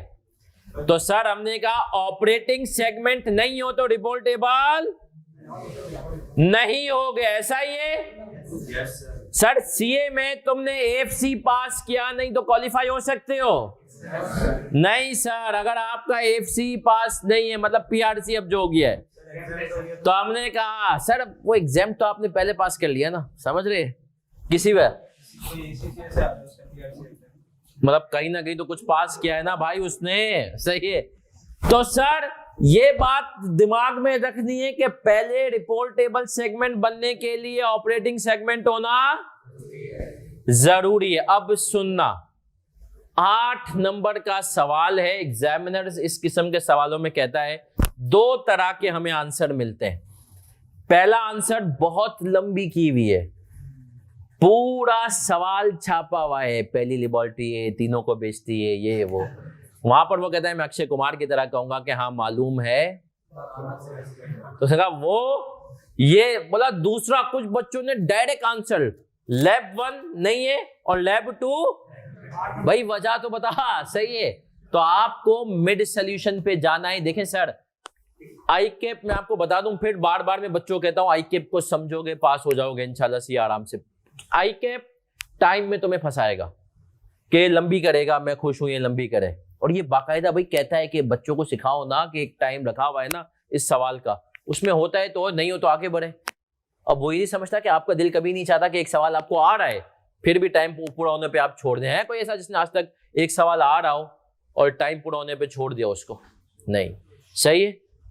तो सर अब सुने, इसका आंसर आप कैसे लिखेंगे? पहले हेडिंग डालेंगे लैब 1, पहले हेडिंग डालेंगे लैब 1, और लैब 1 की हेडिंग में आपने सिर्फ जो रेलिवेंट पॉइंट है वो लिखना है मेरा बच्चा। बार बार कह रहा हूं ये चीजें सिर्फ यहां पर सीखो, अप्लाई बाकी भी सिनेरियो बेस्ड ऑडिट वगैरह में, लॉ वगैरह में करो कि सर चीजों को, अल्फाज को कॉम्प्रिहेंसिव करना सीखे, कंसाइज, लंबी डिटेल नहीं करनी। अब लैब 1 की देखें मैं किस तरीके से लिखा रहा हूं। One of the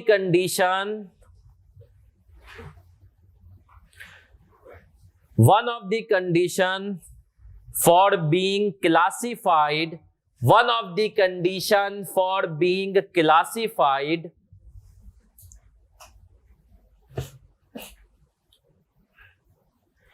as operating segment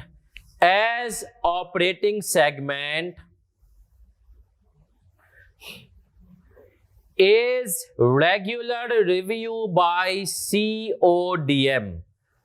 Is regular review by CODM. पहले आपने क्या कर दिया, कानून बता दिया, लॉ बता दिया कि एक कंडीशन है, सही है। अब उस लॉ को आपने अप्लाई किस पे करना है, इस केस पे। सिंस रिजल्ट, फुल स्टॉप के बाद, since results of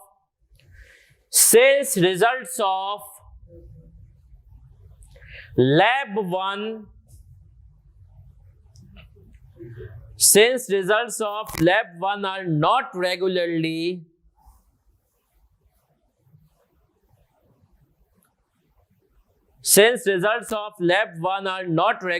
reviewed by CODM,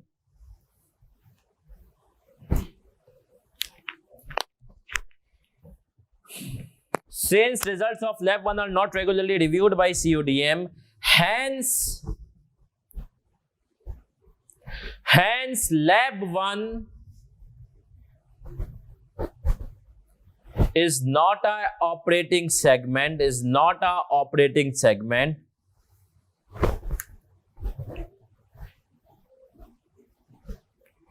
hence lab 1 is not a operating segment, therefore will not be reported separately.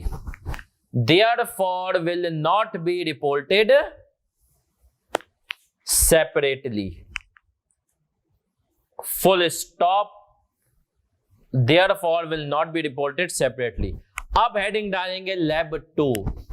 अच्छा, एग्जामिनर कहता है कभी कभी बच्चे इतने जज्बाती होते, लैब 1 पे कहानी खत्म कर दी, सही है। आपने प्रॉपर पेपर में दिमाग को हाजिर रखना है। अब लैब 2 की हेडिंग डालेंगे, लैब 2 की हेडिंग डाल दी आप लोगों ने, फिर लिखेंगे lab 2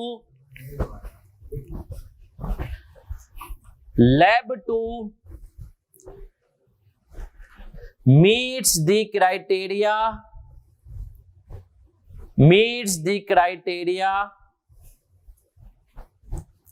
for being classified as operating segment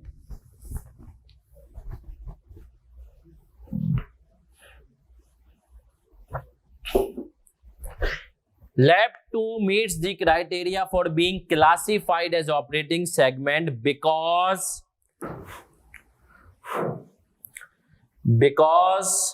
its results are regularly reviewed by CODM,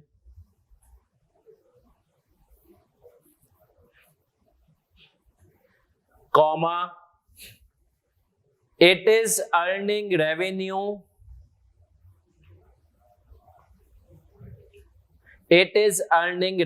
and incurring expenditures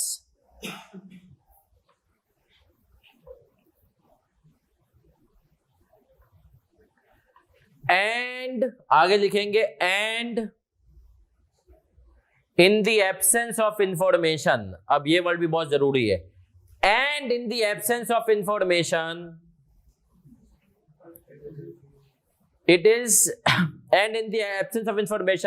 it is assumed that discrete financial information is also available.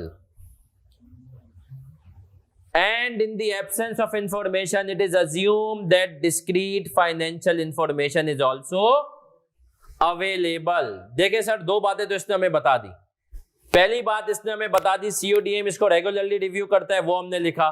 कहा इसका एक्सटर्नल रेवेन्यू है, वो भी हमने लिख दिया। तीसरी चीज नहीं बताई, लेकिन हमने कहा अजम्पशन जा रही है, सेफ साइड पे हमने क्या कर दिया, it is assume that discrete function। अब आप इसके बाद लिखेंगे, ये तो आपने कर दिया कि ऑपरेटिंग सेगमेंट है, अगले पैराग्राफ से लिखेंगे,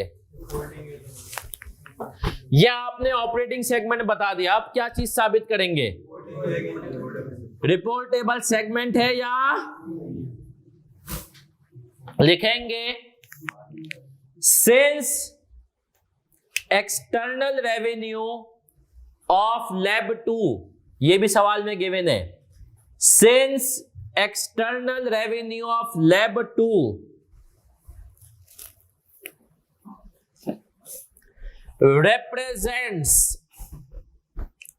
represents 18% of organization's total revenue, since external revenue of lab 2 represents 18% of the organization's total revenue,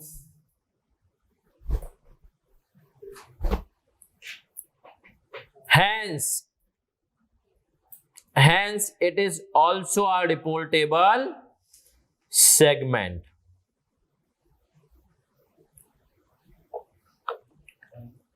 Hence it is also a reportable segment. Sir ये रिपोर्टेबल सेगमेंट भी फिर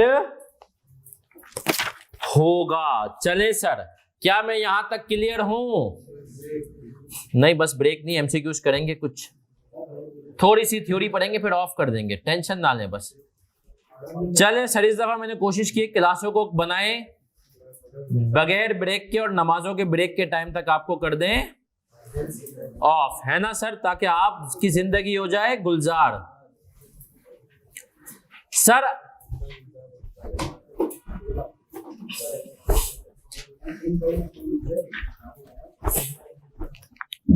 अब आएंगे और सबकी तवज्जो इधर हैंडआउट पे होगी।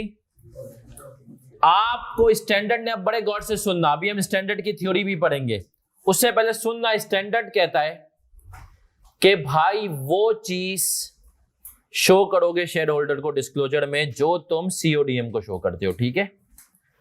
अब इसको आपकी अंग्रेजी भी टेस्ट करनी है। ये एमसीक्यू भी एसीसी का, आईसीडब्ल्यू में से किसी एक का है। एमसीक्यू नंबर 4 पे आ जाएंगे, पेज नंबर 10 पे। MCQ number 4। अभी आपके अंग्रेजी टेस्ट कर रहा है, यकीन माने कुछ और इसका मकसद नहीं है। Adjustments and eliminations made in preparing an entity's financial statements and allocations of revenues, expenses, and gains or losses shall be included in determining reported segment profit or loss dash. They are included in the measure of segments profit or loss that is used by CODM. अब इसने कहा है भैया क्या आएगा, unless, only if, regardless of the fact, even if। क्या कहती है आपकी अंग्रेजी? भाई बोला सीओडीएम को जो बताते हो वही इसको बताना है शेयर होल्डर को, उससे ज्यादा नहीं बताना। तो क्या आएगा? Only if. क्या आएगा? Only if. क्या मैं यहां तक क्लियर हूं? अब सर आगे आएंगे। FAR 1 तो अभी अभी आप लोगों ने पढ़ा है ना। देखिए मैंने कहा था FAR 1 की चीजें जहां जहां जो बनेंगी वहां मैं कराते जाऊंगा। इम्पेयरमेंट याद है?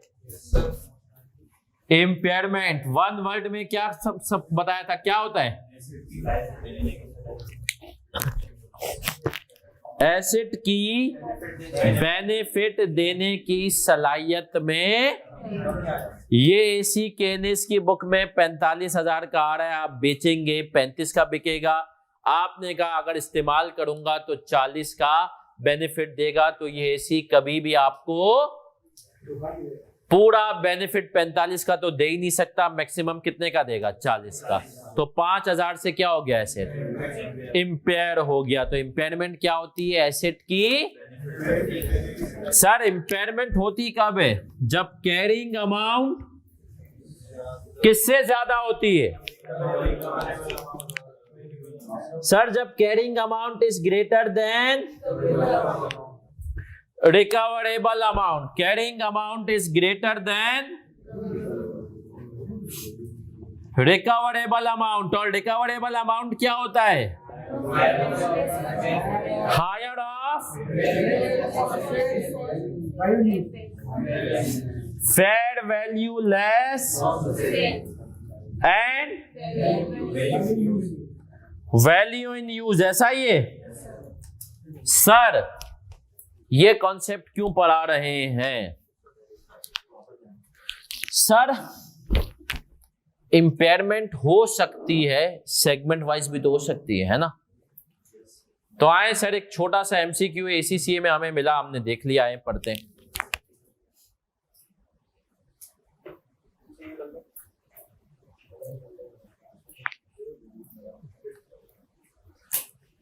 आए सर, बड़े आगे कह रहे हैं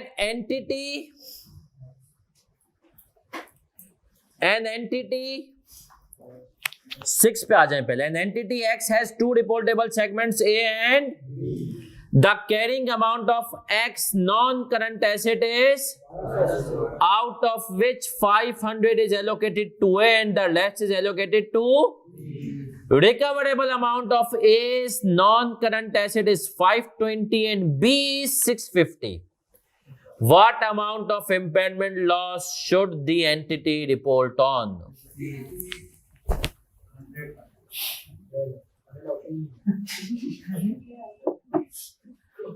सर इसने कहा कैरिंग अमाउंट कितनी है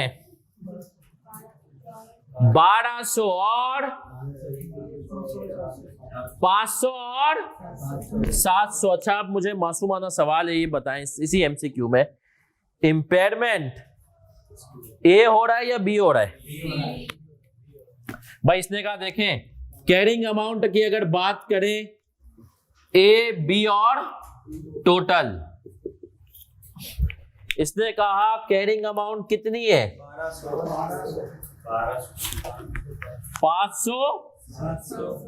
1200, मानते हो?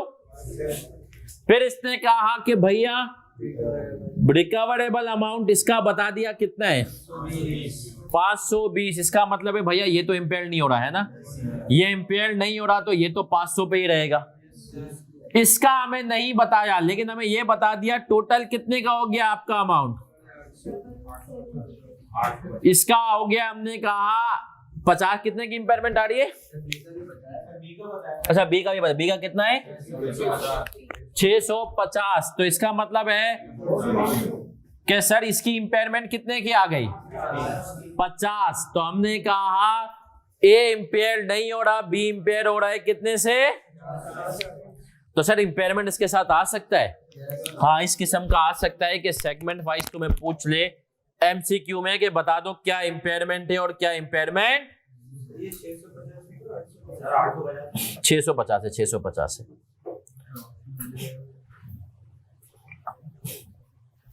चलिए एमसीक्यू नंबर 5 भी करेंगे। N entity X has 3 reportable segments A, B and revenue for segments A, B and C for the reporting period is 5, 6.5 and 4.5 million respectively. These amount includes 1.3 million of inter-segment revenue from B to A. There is also 2.4 million of other revenues not allocated to any segment. What amount of revenue should X report? बताएं भाई। Financial statement में report का मतलब ये है कि जो PNL में जाएगा। रिपोर्ट का मतलब है पीएनएल में कितना रेवेन्यू जाएगा 17.1 या 18.4।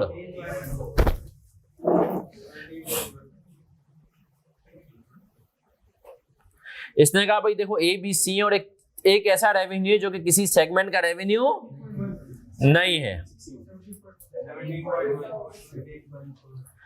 चलें सर, अब आते हैं हम ए बी और ए का रेवेन्यू कितना है?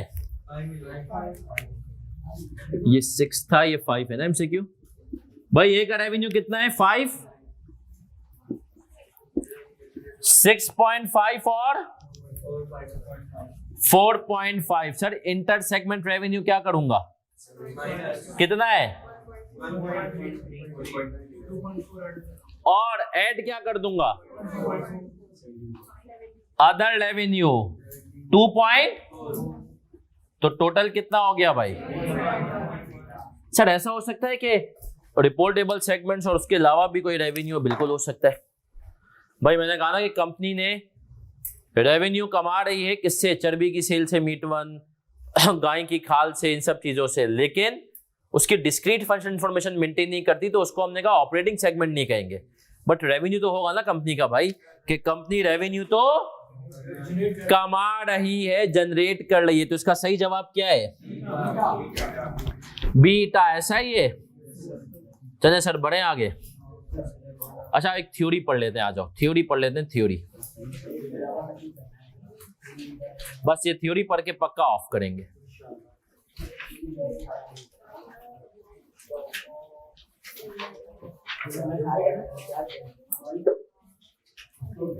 क्या करोगे ये हार जीत के फैसले सुन के सर?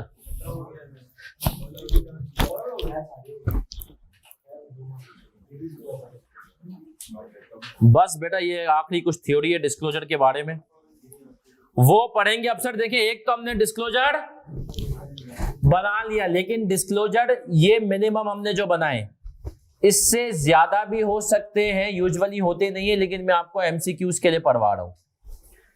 एमसीक्यूज के पॉइंट ऑफ व्यू से कुछ डिस्क्लोजर्स आपने पढ़ने हैं। समरी पे आ जाएं, पेज नंबर 2, डिस्क्लोजर वाला सेक्शन नजर आ रहा है।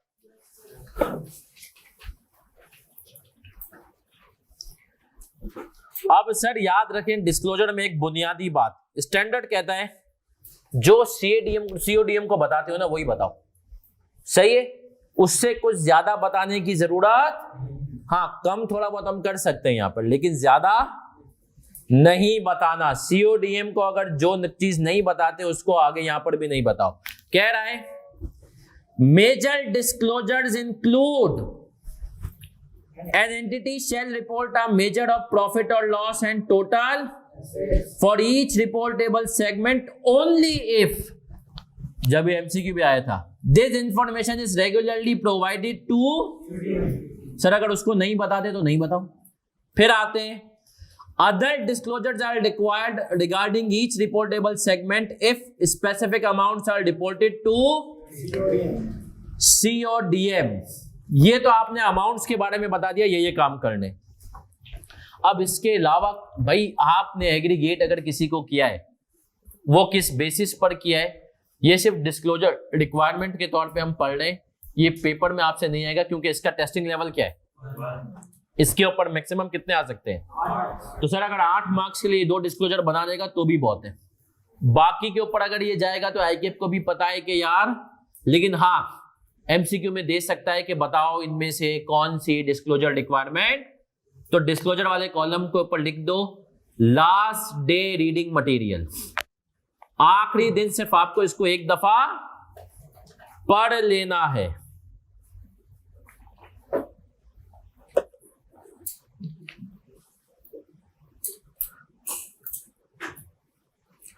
An entity shall report a measure of profit or loss and total assets for each reportable segment only if judgments made by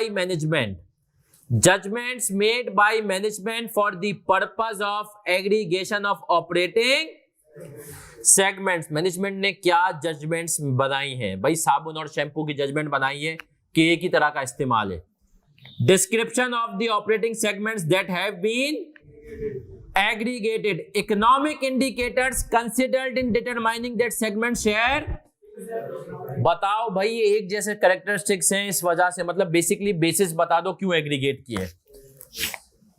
फिर कह रहा है operating segment information disclosed is not necessarily IFRS compliant information. क्या मतलब भाई? IFRS कहीं नहीं कहते कि इंटरनल रेवेन्यू भी बताओ, लेकिन यहां पर हमने पहले डिस्क्लोजर में बताए थे इंटरनल सेल्स। तो आईएफआरएस मना करते हैं, नहीं मतलब कहते ही नहीं है, ये बता रहा है। इसीलिए कह रहा है जरूरी नहीं है कि ये बिल्कुल वही हो जो कि तुम आईएफआरएस के हिसाब से बैलेंस शीट पीएनएल बताते हो, इसके अलावा भी हो सकती है।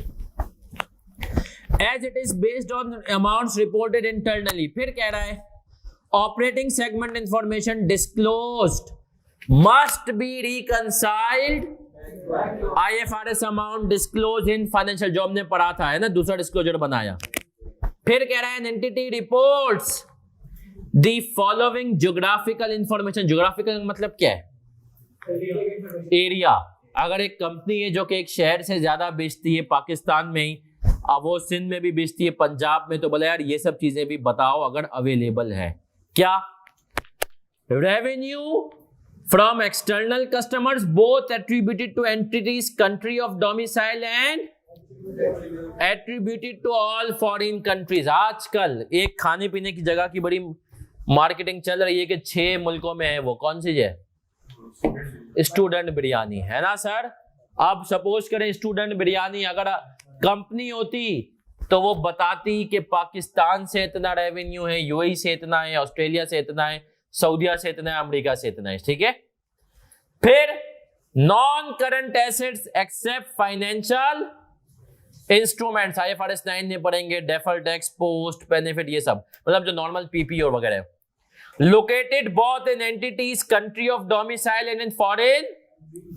फिर कह रहा है amounts reported are based on the financial information that is used to produce the, मतलब जो भी अमाउंट शो करोगे उसको फाइनेंशियल स्टेटमेंट से रिकंसाइल करना है। अब आखिरी डिस्क्लोजर के ऊपर MCQ बन सकता है, वो कह रहा है an entity provides information about the extent of its reliance on its major customers। आप अगर किसी एक कस्टमर के ऊपर बहुत रिलाई कर रहे हैं तो चीख चीख के बताओ। If revenues from transactions with a single customer amounts to 10% or more of an entity's revenue, the entity discloses that। भाई कहा गया कि कोई ऐसा कस्टमर जिसको तुम 10% से ज्यादा बेच रहे हो, अलग से उसके बारे में बताओ। अब यूनिलीवर की एग्जांपल लो। यूनिलीवर की सेल्स का अगर मैं गलत नहीं तो कम से कम 15% बिक रहा है इम्तियाज को। किसको बिक रहा है? इम्तियाज को। तो यूनिलीवर बताएगा कि इम्तियाज को अपने कहीं के भाई एक मेजर कस्टमर है जिसको हम इतना बेच क्यों बता रहे हैं? सर अकाउंट्स बनते हैं जिसमें हम चाहते हैं ट्रू एंड फेयर व्यू, है ना। ऑडिट जिन्होंने नहीं पढ़ा भी पढ़ेंगे, सब कुछ हो तो भाई शेयर होल्डर को बता दो तेरे पैसे जहां लगे हैं ना, तो उसमें से 10% से ज्यादा तो एक ही बंदे से आ रहा है, ये बंदा या एक ये कस्टमर खत्म तो 10% रेवेन्यू खत्म। इसलिए चले सर अब क्विकली हम समराइज करते हैं। आप लोग चाहें तो अपने जो है बैग वैग पैक कर लें क्विकली। अगली क्लास कब होगी? ट्यूसडे को। कितने बजे? 4 बजे। सही है सर। कल क्लास, वैसे टाइम टेबल क्या है हमारा? 4 दिन। कौन कौन सा? ट्यूसडे, थर्सडे, फ्राइडे और Saturday. Sir quickly IFRS 8 listed companies and companies about to be annual and interim दोनों पे अप्लाई होता है। अगर कंसोलिडेटेड और सिंगल दोनों साथ जा रहे हैं तो सिर्फ और सिर्फ सर। फिर हमने कहा ऑपरेटिंग सेगमेंट, कितनी बातें? पहली बात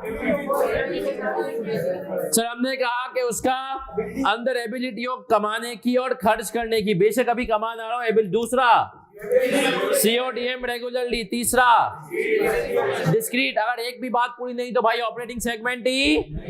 फिर आगे बढ़े, हमने कहा कि सर हमारे पास हमने कहा कि एग्रीगेट कर लो। अगर आपने यूनिलीवर ने कहा भाई अगर ये 3 क्राइटेरिया पर जाए 41 ब्रांड्स, PNG ने कहा 30 ब्रांड, क्या करें? कहा इनको क्या कर दो?